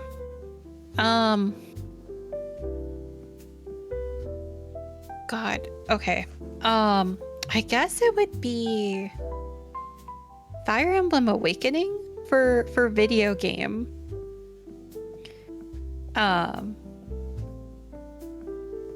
Because I really love that game. It's like it's probably the top #1 game for me that I've ever played. I think being able to like actually like play that game again for the first time, like I forgot like not knowing what would happen if I played it again, that would be amazing because I really enjoyed that game. And it's just it was a game that I took a chance on because I watched one of the YouTubers that I followed back in the day. He did a very silly video for Valentine's Day, and this was around the time that I was just like in a kick of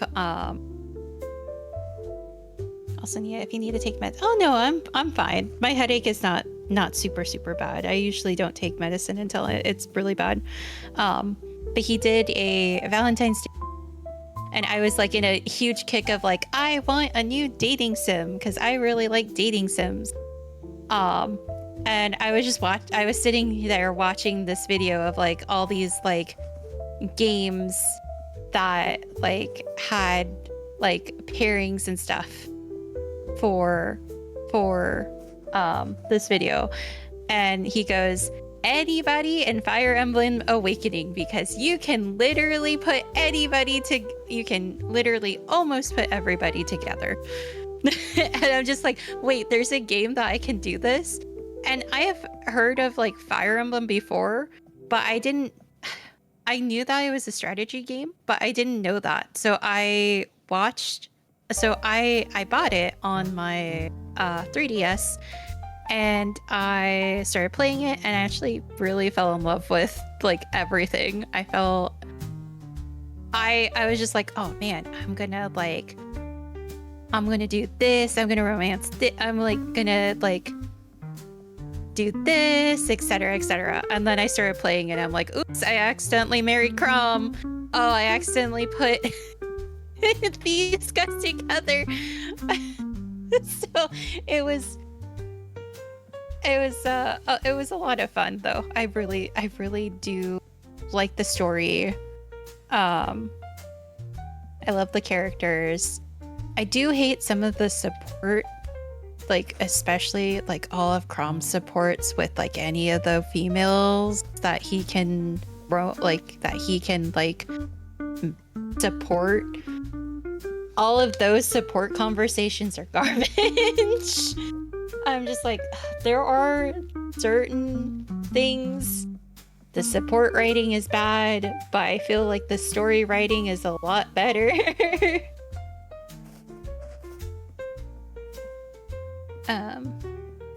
Yeah, that would probably be my for video games at least. I guess for a series, probably Fruits Basket for manga and anime, because I think that would be like really good to like get back into, because it's my all-time favorite as well.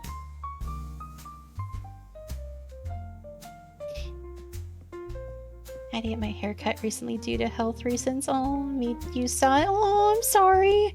Really need to get a trim. Too long at this point.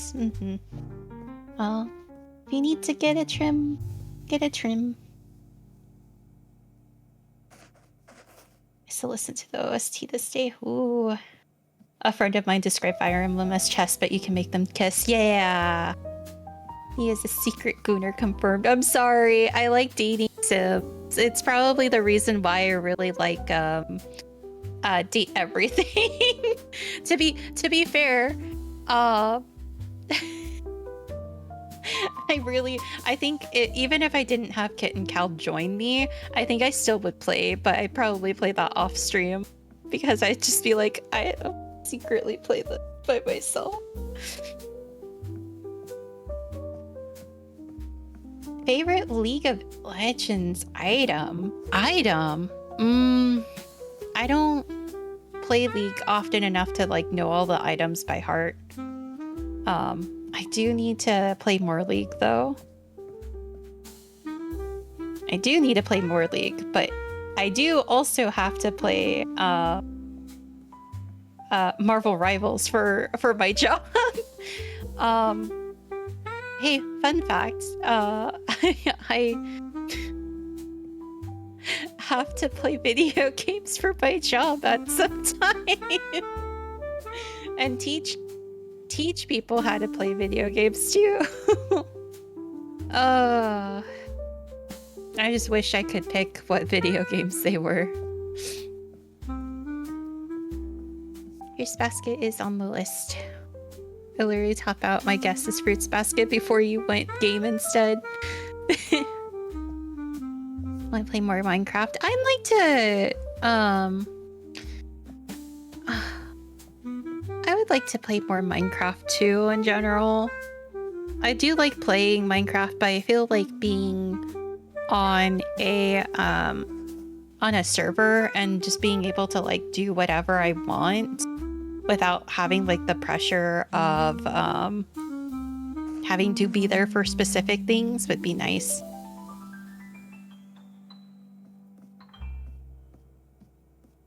Nia, when we watching Fruits Basket reboots, I've actually watched the entire first season before. But you have to watch the other 2 seasons. We just need to get through Free Run first. Yeah, we do. Still haven't watched Free Run. It's good. I really enjoy it. Really enjoyed it. I also really enjoyed Spice and Wolf. The reboot for it. Because I never got into like the original. So that was really, really fun to experience for the first time. And I'm just like, wait, is that and just all these like ideas and everything. Love and Deep Space time. I do play Love and Deep Space. It's actually been a very long time since I've played it. I guess that is a game that I play on my own time and not tell anybody about.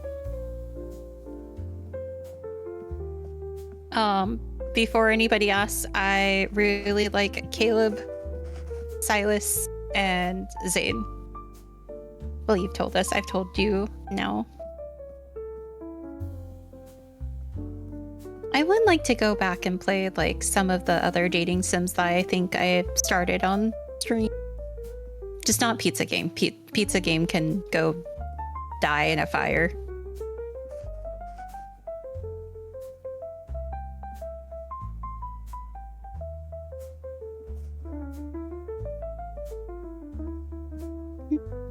Actual pro gamer, Nia, esports coach. Not very good at esports, but I do that. Yes. We need to get Rika into it. I think, yeah. Well, it depends. Rika can do whatever she wants to do. She is her own person. I don't do recommendation. Like, I'll recommend something, but I'm just like, I only recommend something if I know 100% that that person's actually gonna really like it. That's why we have to get you to play more League, better at esports. No, those aren't even... We don't even play League anymore. League no longer a game for esport.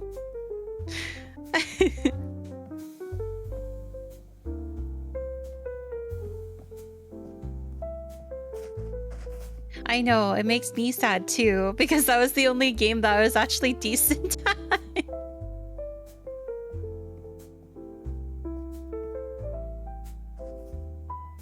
Oh, going back to Sakuta's question, when are we watching Fruits Basket reboot? Maybe when I'm actually able to like get a hang of my own like actual schedule. Just have like a day where we binge like the entire like first season for like a month. Just pick a day. I don't know why I'm suddenly reminded of Maid-sama. Oh, Maid-sama. I think I've seen that one. Maid-sama. Yes! I have seen that one. Oh, it's been a very, very long time. I really did like you. Linby being like, no, I'm supposed to watch Fruits Basket with Nia. We did talk about this, yeah. I think Fruits Basket might be a might turn into a community watch party thing. Because I'm just like, I know there's so many other people who are just like very curious, so it's just like, hi, yes, let me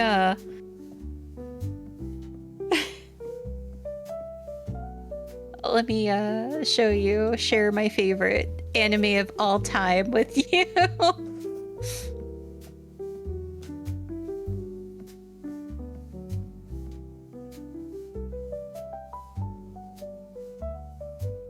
Too bad let's see. I'm trying to think of, do I wanna?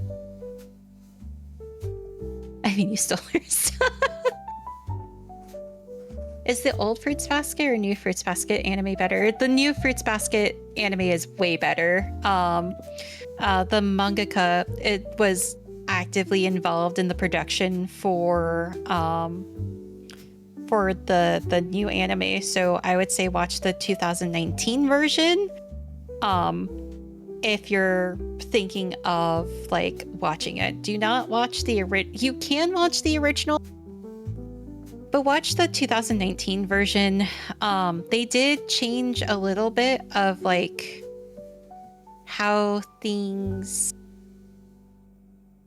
That was 6 years ago. Yeah, it started. It started. I want to say the first season came out 6 years ago. Yeah. And there's 3 seasons, and there's a prequel movie. I don't know if they I don't know if they've made the prequel movie. Fruits Baskets prequel movie. Fruits Basket Prelude. I don't know if they dubbed it in English.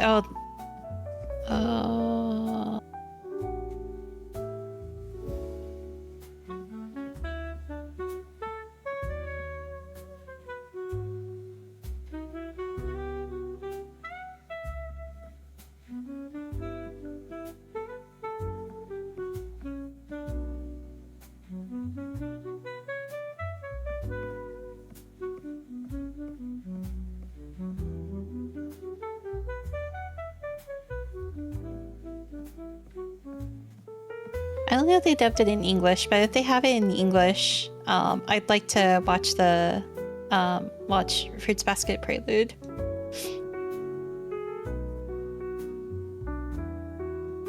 Probably is. It's been a while.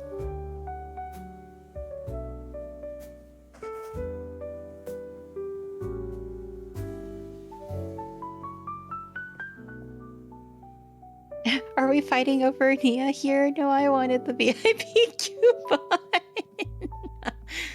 Oh. Oh no. Oh no. Fighting over specific things. Fighting a losing battle around priorities. Man. Oh. If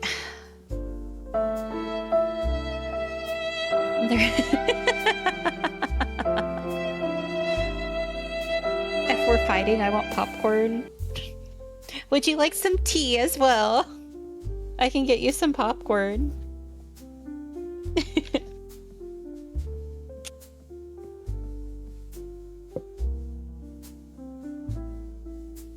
I have a free-for-all.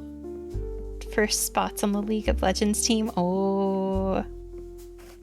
Tea versus coffee. Yeah, you know I would love some tea. Yes. Popcorn. Yeah. What if... Oh my gosh. What if the popcorn was like paw shaped?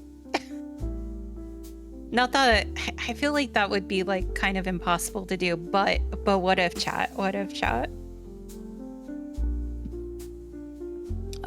Tea versus coffee? I prefer tea.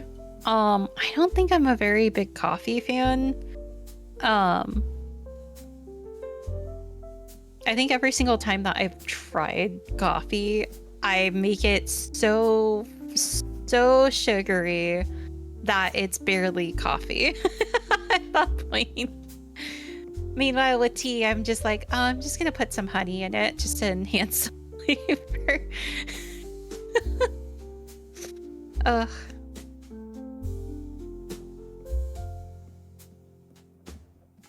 I wish I liked coffee because it has a good aesthetic. I would rather have tea that I actually enjoyed.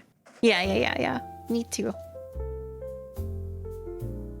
Oh, there was a tea. I was so sad. There was a tea brand that did a 14 inspired like different teas, and I'm just like I ordered a sampler pack, and one of the teas that they had, I tried it, and it was not good. I think it was like the Doma flavor, and I was just like, I brewed it and I tried drinking it, and I was just like, oh, this is so bad. I just didn't like it. It was, oh. And what's sad is that I actually really did like the other, like, hello Ikara, I'm in. But like I actively tried. I tried to drink half of the cup that I had brewed, and I was just like, I can't. This is just, I'm wincing every time I take a sip and swallow. I can't. It's gotta go. So I poured all of it down. Oh yeah, that's one thing I guess what I could do. Sorry, I just thought of something. I was thinking of I like watching these I call them cursed cafe videos because I share them with my moderators first, and then I watch it on stream with viewers. there's these home cafe videos and like these like actual cafe videos. The drinks are all really, really pretty. So this is the reason why I like watching. Everything is pretty. However, the the process of making those drinks stresses me out, because the people in the videos fill the cup up with a whole bunch of ice, and then they put so much of like the drink in that it's about to overflow, and it's just a lot of spillage and everything else that happened that could potentially happen afterwards. So that's the reason why they're cursed. They're not really cursed, it's just because it stresses everyone out. That's the reason why they're cursed. But I was thinking of that, and I was just like, wait, I could maybe do that in my room. I could maybe do that for stream. Just make drink. Super sweet beverage that's slightly coffee. That's Starbucks Frappuccinos. That's the reason why I think that's like the only coffee that I drink from Starbucks. And I can't even drink coffee anymore because of health reasons. So hot chocolate it is.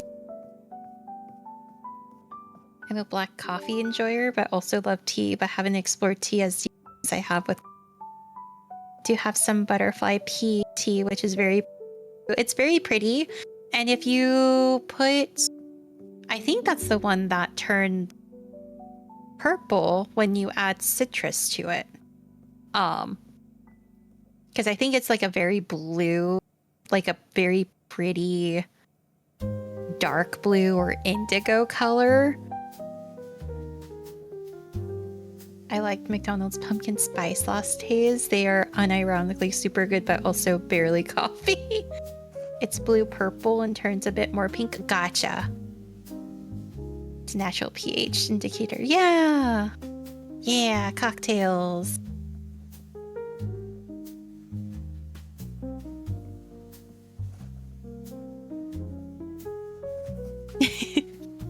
God, I'm thinking about like what I just said of being like, oh, maybe I could like just make drinks in my room, and I'm just like, oh no, the carpet, my table, my desk. What would I do? You don't like alcohol? I don't like the taste of alcohol either. However, soju, fantastic. I wish I could drink it, but I can't. I can't right now. I cannot drink alcohol either. No coffee, no alcohol, no fast food, no french fries. You could do it in your room with some work. I'd have to like make sure that I have the room and the dedicated space for it. And all of the things that I would need. So if I need like an electric kettle, etc., etc.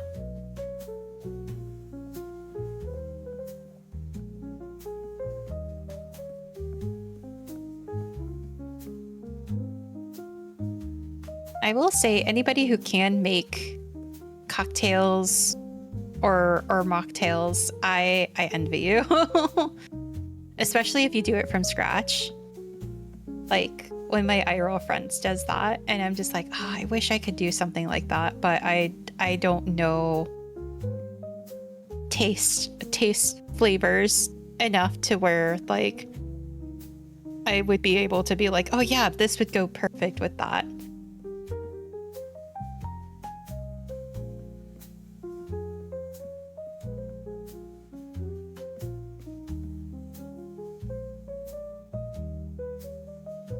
Trying to think of like what else. I don't know. I guess I have one question for you guys.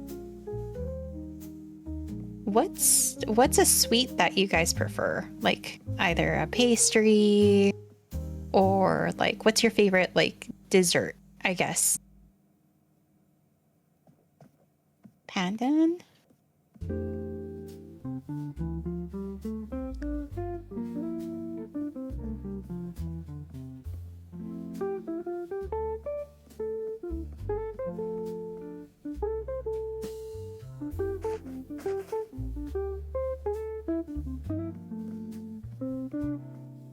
Butterfinger pie?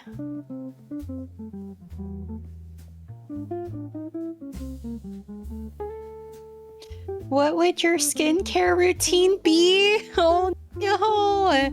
Non-existent.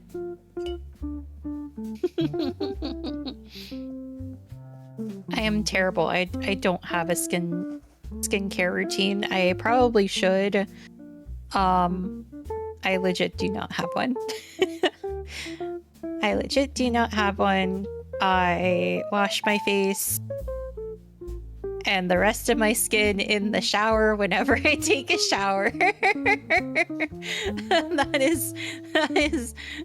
is what I have. Do I wash my face when I like go to put makeup on? Yes, I make sure that my face is clean, and I do wash with like a facial cleanser, but that's about it. I don't do anything super fancy.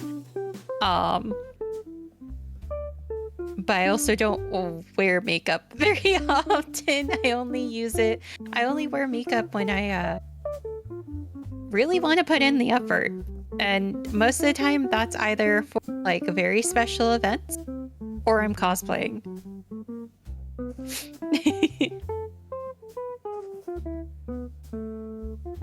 Butterfinger pie. I have a massive sweet tooth. Favorite will be family's chocolate cake with peanut butter ice cream. Ooh, that actually sounds really good. I love chocolate donuts with strawberry jam filling. Ooh. Some moisturizer at least. I remember like a while back I had I was having like issues with like my knuckles cracking like really, really bad because I was like severely sick and constantly having to like wash my hands. And I remember this because I complained on, I think it was on Blue Sky. I complained about like how achy feeling like lotion was, and I think someone responded being like, have you never used lotion in your entire life? And I'm like, no, I've never had the need to. my skin has just been like perfectly fine. And I'm just like, I am definitely the case that like everyone is just like, what the heck do you do? And what's weird is that I've actually had like a lot of people be like, you still look like if I were to show you guys a picture of what I looked like in high school compared to what I look like, I have a lot of people who are like, who have told me IRL that they're like, what do you do? And I'm just like, I do nothing. They're like, you look good for like your age. And I'm like, thank you. I don't do anything. I had one of my IRL friends, she saw a picture of me from high school, and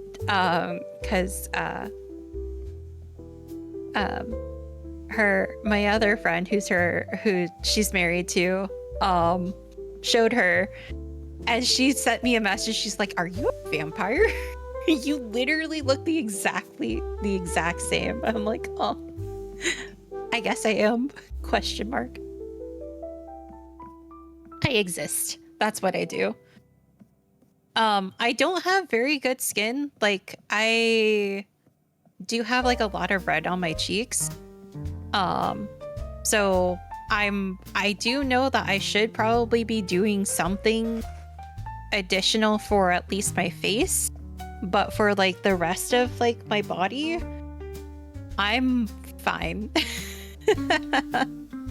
The Empire, yeah. Oh no.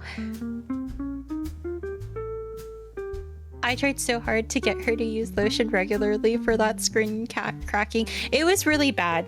And it's not bad anymore. And it's literally because I'm not having to use the... Yeah. It's literally once all my health issues got under control, so did like the rest of like my body started healing. Her hands were legitimately yeah, Linvi actually saw my hands bleed.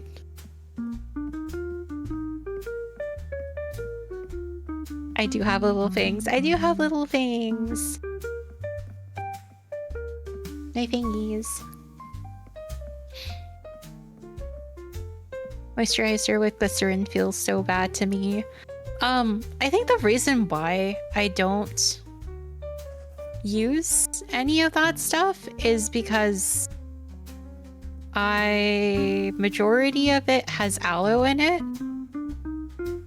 Or at least like the brands that I have used in the past has aloe. I'm actually allergic to aloe. It makes me super itchy.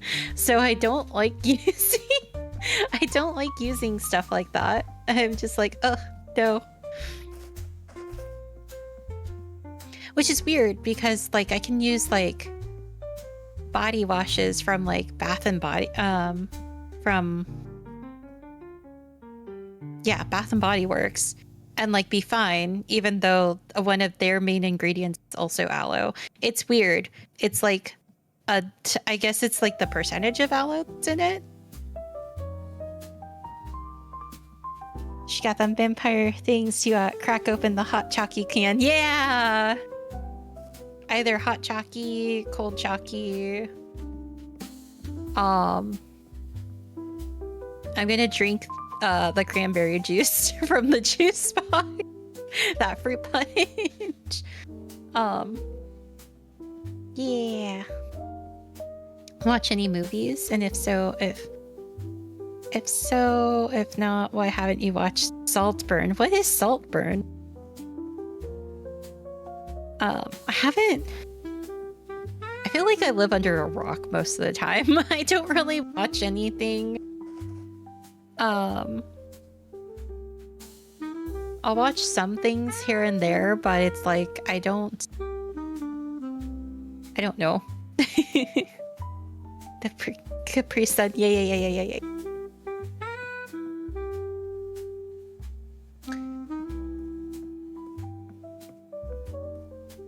Nice cozy vibes.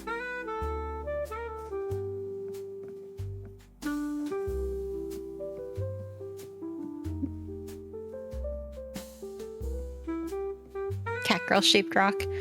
I don't even know about like certain things either. Saltburn is a movie I'd recommend. Let me see.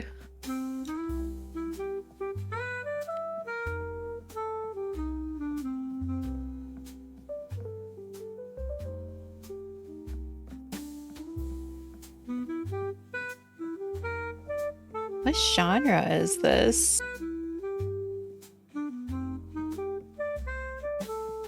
Well, it's a comedy thriller.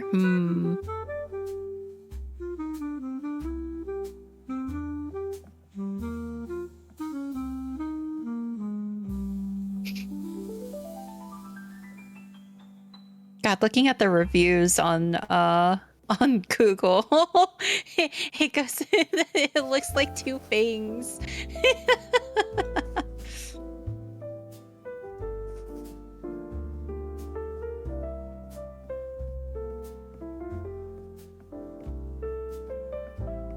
Ivan bought her a night. That wasn't the moisturizer. That was the body wash, and I used it. It wasn't a moisturizer. No, you didn't.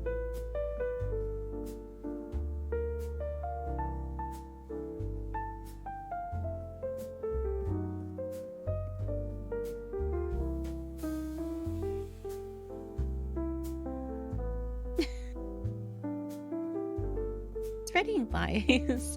I did buy lotion, like more lotion, but again, I don't really use lotion because it also feels icky to me.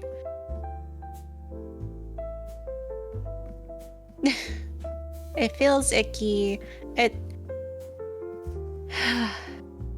at least use sunscreen, guys, if I'm going out and in the sun all day. Everything, Everywhere, All at Once would also be a good movie. I do want to watch that because I had a lot of friends say that it's really, really good.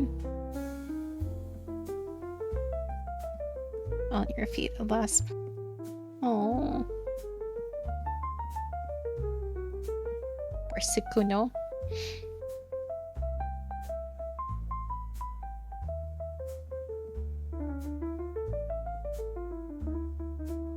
There was a Discord watch along, but I missed it. Oh no, I think I also missed a couple of those too. Cause I'm busy. I do way too much D&D.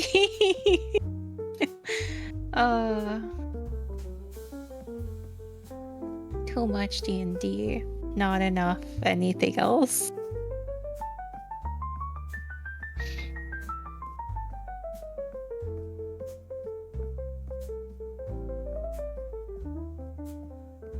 I wonder.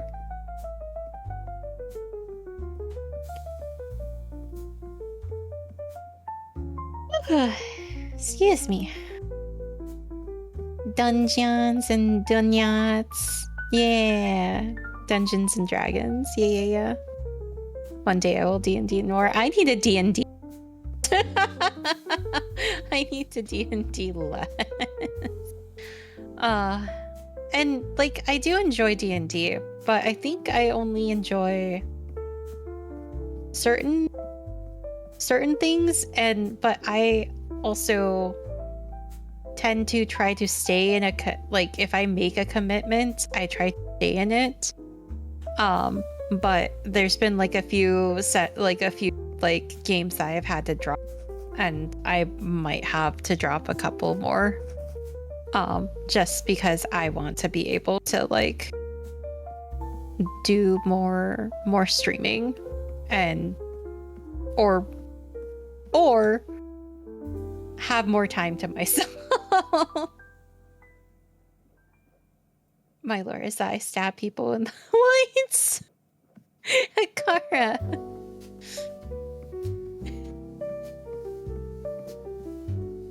Your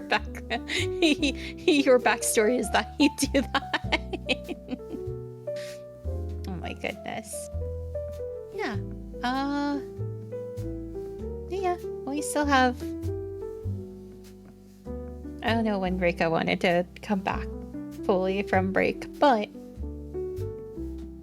while we're still here, you guys have any other questions, any other thoughts, anything else that you guys want to like have a conversation? Rika is a workaholic. Rika.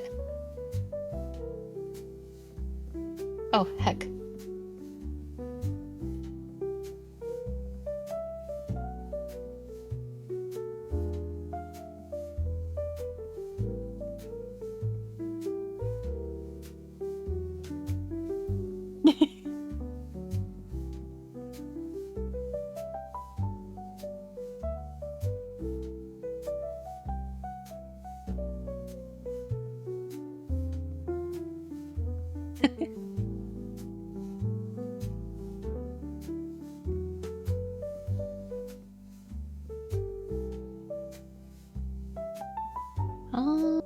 I actually did have a full lore backstory for a red mage I made once for D&D, but that's too long. Oh, gotcha. Red Frontier campaign. You mentioned tea over coffee, but what kind of tea? What kind of tea is your favorite? I guess I'd have to like try different teas again. So far I do like Earl Grey tea, but I do like mixed blends of teas. like custom blends. But I think I also like, hold on, I'm trying to remember if I really like jasmine tea or not. I can't remember if I do. Green tea is fine. It's okay. But I think jasmine is the one that I really, really like.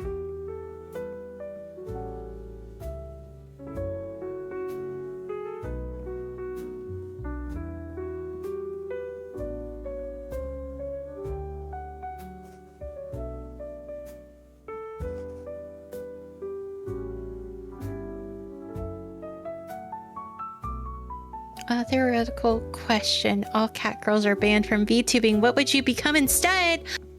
Wait, I actually have an answer for this one.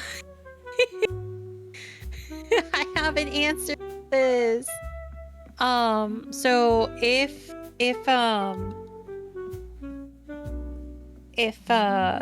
all cat girls are banned, like if I could not be Neapolitan, the cat girl, I would become a dragon girl. I actually have like an idea for a design and everything. So I'd be a melon soda themed dragon girl.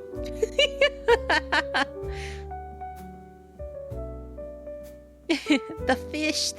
Wait, you too? Dragon? Oh my god. Nia, I just thought of a nickname for your amazing FPS plays. Nia Bonatin. We can probably do that. Yeah. We can probably do that for like any quote unquote pro gamer moment.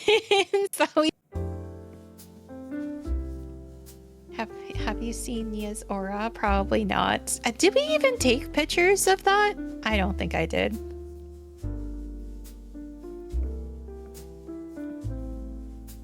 Yeah, I have a name. I have a concept for this dragon girl. Yes.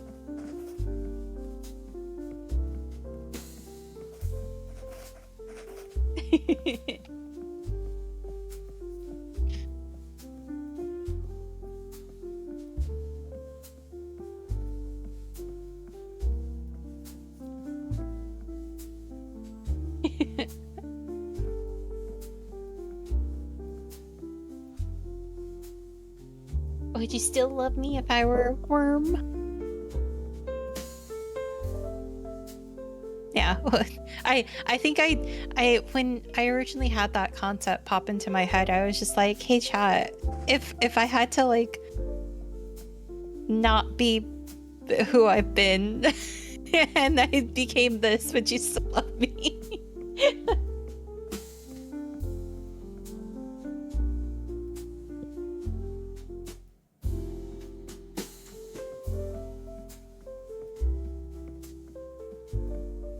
Worm.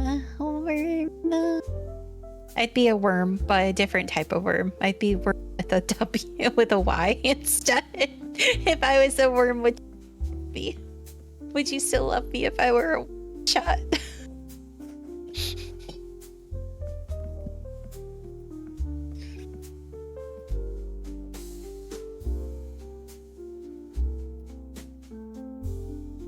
I thought you'd be a sentient boba tea VTuber with a cat face. Tea. I would not be like actual food. And no shade to anybody who is actual food VTuber. But yeah.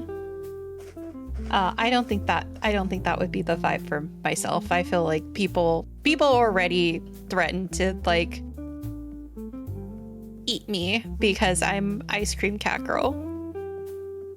I can't imagine having to put up with that as an actual food VTuber.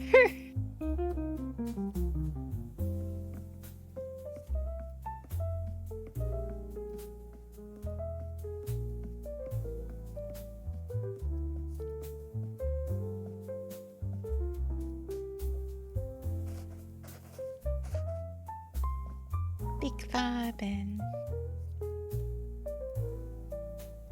Big vibin'.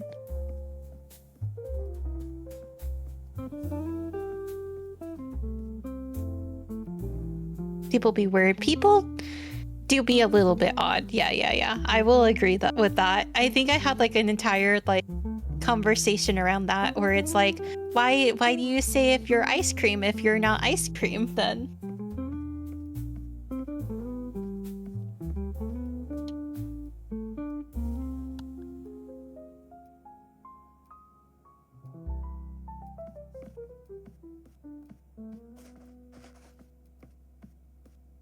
Uh-oh. Oh no! My microphone is picking up my keyboard. I just saw that chat. I'm sorry.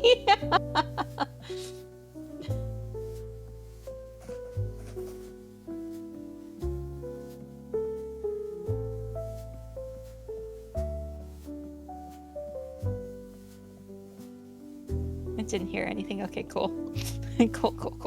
Cool beans. The ice cream. Ice cream. Bing chilling Fast and Furious 9. Yeah.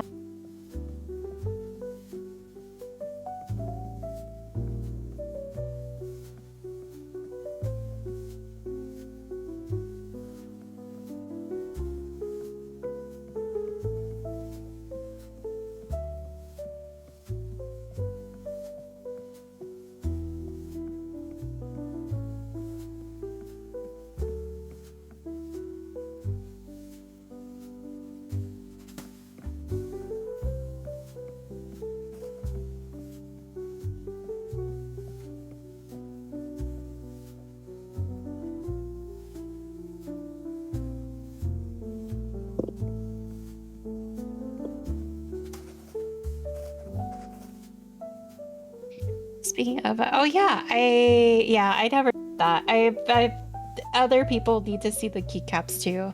I'll have to show them the keycaps. But I didn't even switch out my keyboard, but I probably will because some of the buttons are still sticky from when I pulled off my keycaps. Maybe Rika will come back soon. Did you summon me? I did. What was I called? I apologize. Yes. I was stuffing my face.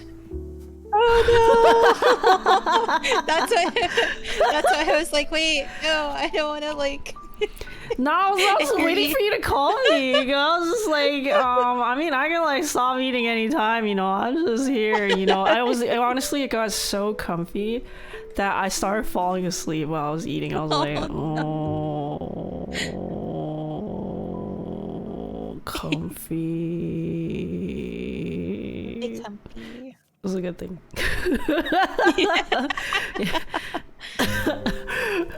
Here I was like,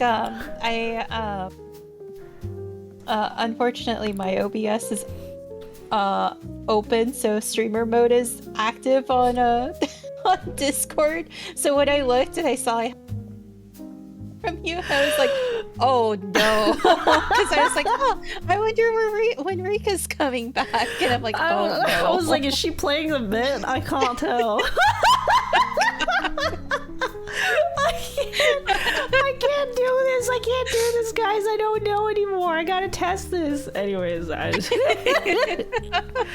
all right. I hope you all had a good time with the Nia-Nia-chan. So, of course, you know where to find her. That was a long time. I know that was. I'm sorry. No, don't say sorry to me. I'm worried about you because I remember like a few hours ago you were like, oh, you should take your meds, and I was like, oh, are you gonna be okay? Yeah, I was just, I had like a little, like the beginning of like a headache because of the medication that I take in the morning.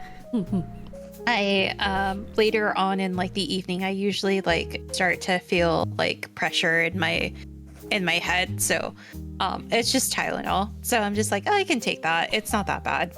It's not like a full blown like, oh my god, I'm dying headache.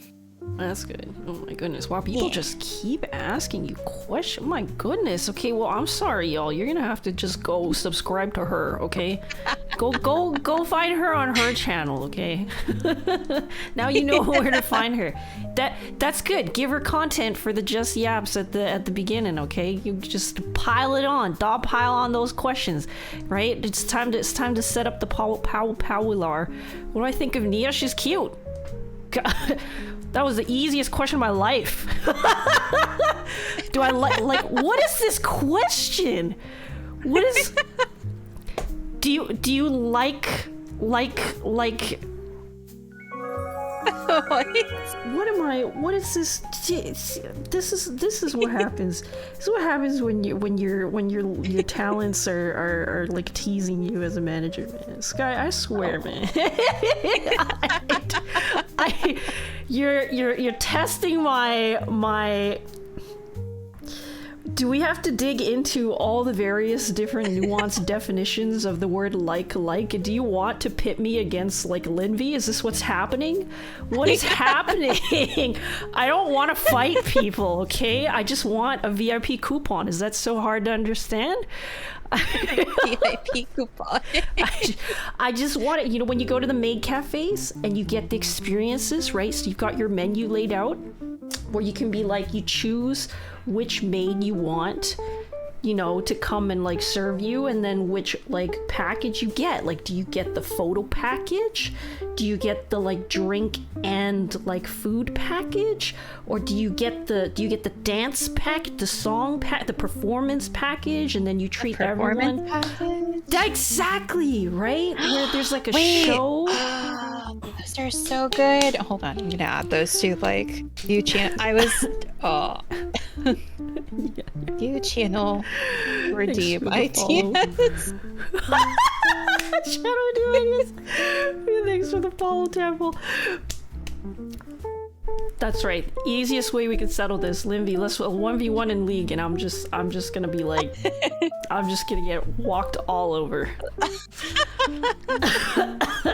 It'll be great. Oh my I'm goodness. excited.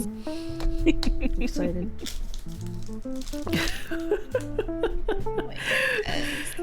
So I think I totally also seeing here what Ikara's saying, we totally missed out an opportunity to like, now that we're finally doing a collab of you and me with both of us having Nia in our names, should have just fucking been Nia. Yeah. Yeah. The Nia collab. The Nya collab. I'm crying. Let's go. I can't. Now I guess do it for next time. We gotta do the, what was it, the Love and Deep Space thing, right? I saw it brought up. Wait, would you actually do that if someone was with you when you tried it? I am very worried for the person who's going to be with me. Because like I look at I'm gonna be completely honest about me and my dynamic, okay? Because it's not the greatest for everyone, okay? I will be cackling. like I don't. If you just want someone fucking cackling and rolling over and dying like every like probably like 70% of the time while just like watching the content, call me up.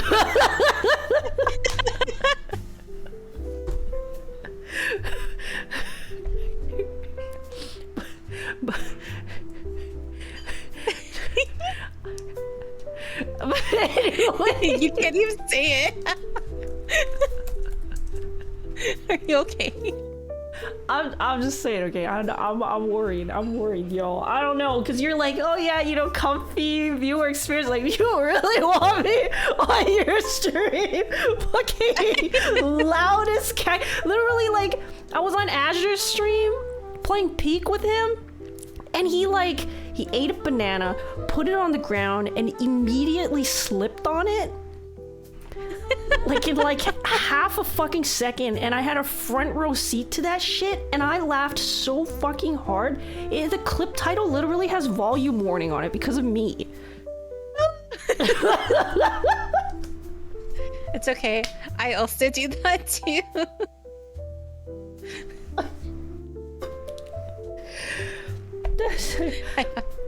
So if you want a chill collab time, you know who to call. Not me. Call Nia. Good vibes. Some gremlin times, you know. It's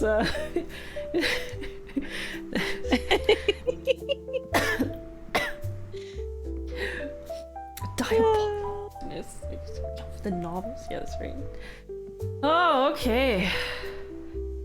Who should we raid? Oh my goodness. Who should we raid? Ooh. I'll let you pick since you're the guest of today. Oh boy. Oh no. Choices. I'm trying to see like who I know is streaming that we can go to. Usually like community nights that are like off stream are like the best to do with community. So personally I'm having a community night next week, but I think people are actually really thirsty for League, unfortunately, not Peak. Ikara. Don't ask me why, ask them.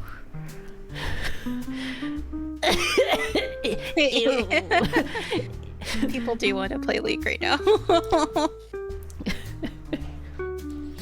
I mean, 2xKO is getting me back into League, essentially. They're doing a good job. Yeah. I want to play it. It looks super interesting. Are you looking for a code? If you have a code, I would. Are you looking for a code? Are you looking at... Hello? Who was it? Lindy also wants to play 2x. People want to play 2xKO, guys. We've got Friday Fight Night, so we played 2xKO last week. We're gonna play 2xKO every single fucking week. Guys, Brady's got a code. We got some other people with codes. Anyways, hit them up in the back channels, y'all. Shit's fun. I don't have codes. I wish I had codes. How do you get codes? How do you get codes? No, I don't. Ugh. Let's see. Oh my god, I got distracted. Who should we read? Register. But I already have a Riot account, so I already signed up. So they didn't send me codes. So is it random, Sky? Like, did you have to sign up to say to get codes, or did they just... Oh my goodness. Join us! Join us! Join us! It's like a party game, actually, because of the way the partner like swapping mechanics is. It's really funny. So. Oh, okay. Like you can lift up your partner, you can also mess up your partner. It's really funny. Okay. 2xKO. Oh. I don't know who to... You want to rate? Want me to choose? I can choose. Yeah. Oh, I'm looking at 3 people now. I just saw a third one. I'm like, which one? Oh, you want to just type him to me in Discord or something? Yeah. I'm like, please help me choose between these 3.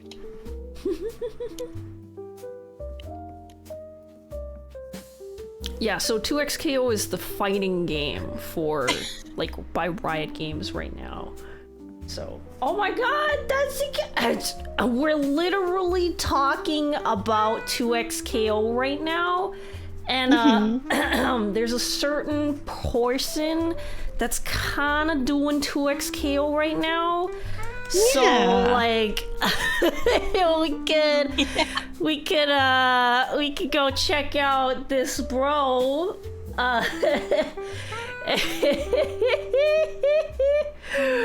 If anyone wants to join the Discord for our 2xKOs, please. But I guess that's where we're going. Is he ending? He's not. He better not be ending. Yeah. Wait, is he? Do I really? Wait, is he ending? Nah, he's playing. I see Tony there. He's good. Okay. Good. Should I freak him out by doing a shout out? What if I freaked him out? It'd be really funny. I'll just pre-shout him out. Do I actually want to play 2xKO? Yes. I do. I actually do.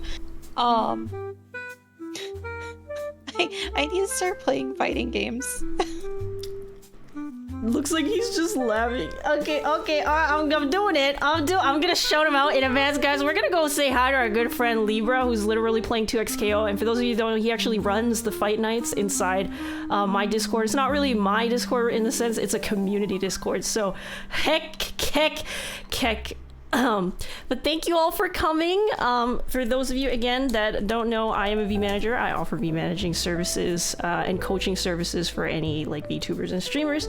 You know to hit me up here. And also, this has been the lovely Neapolitan, and you can follow her over there. So I will see you all next time. Thank you. Thank you. Bye. Bye, everyone.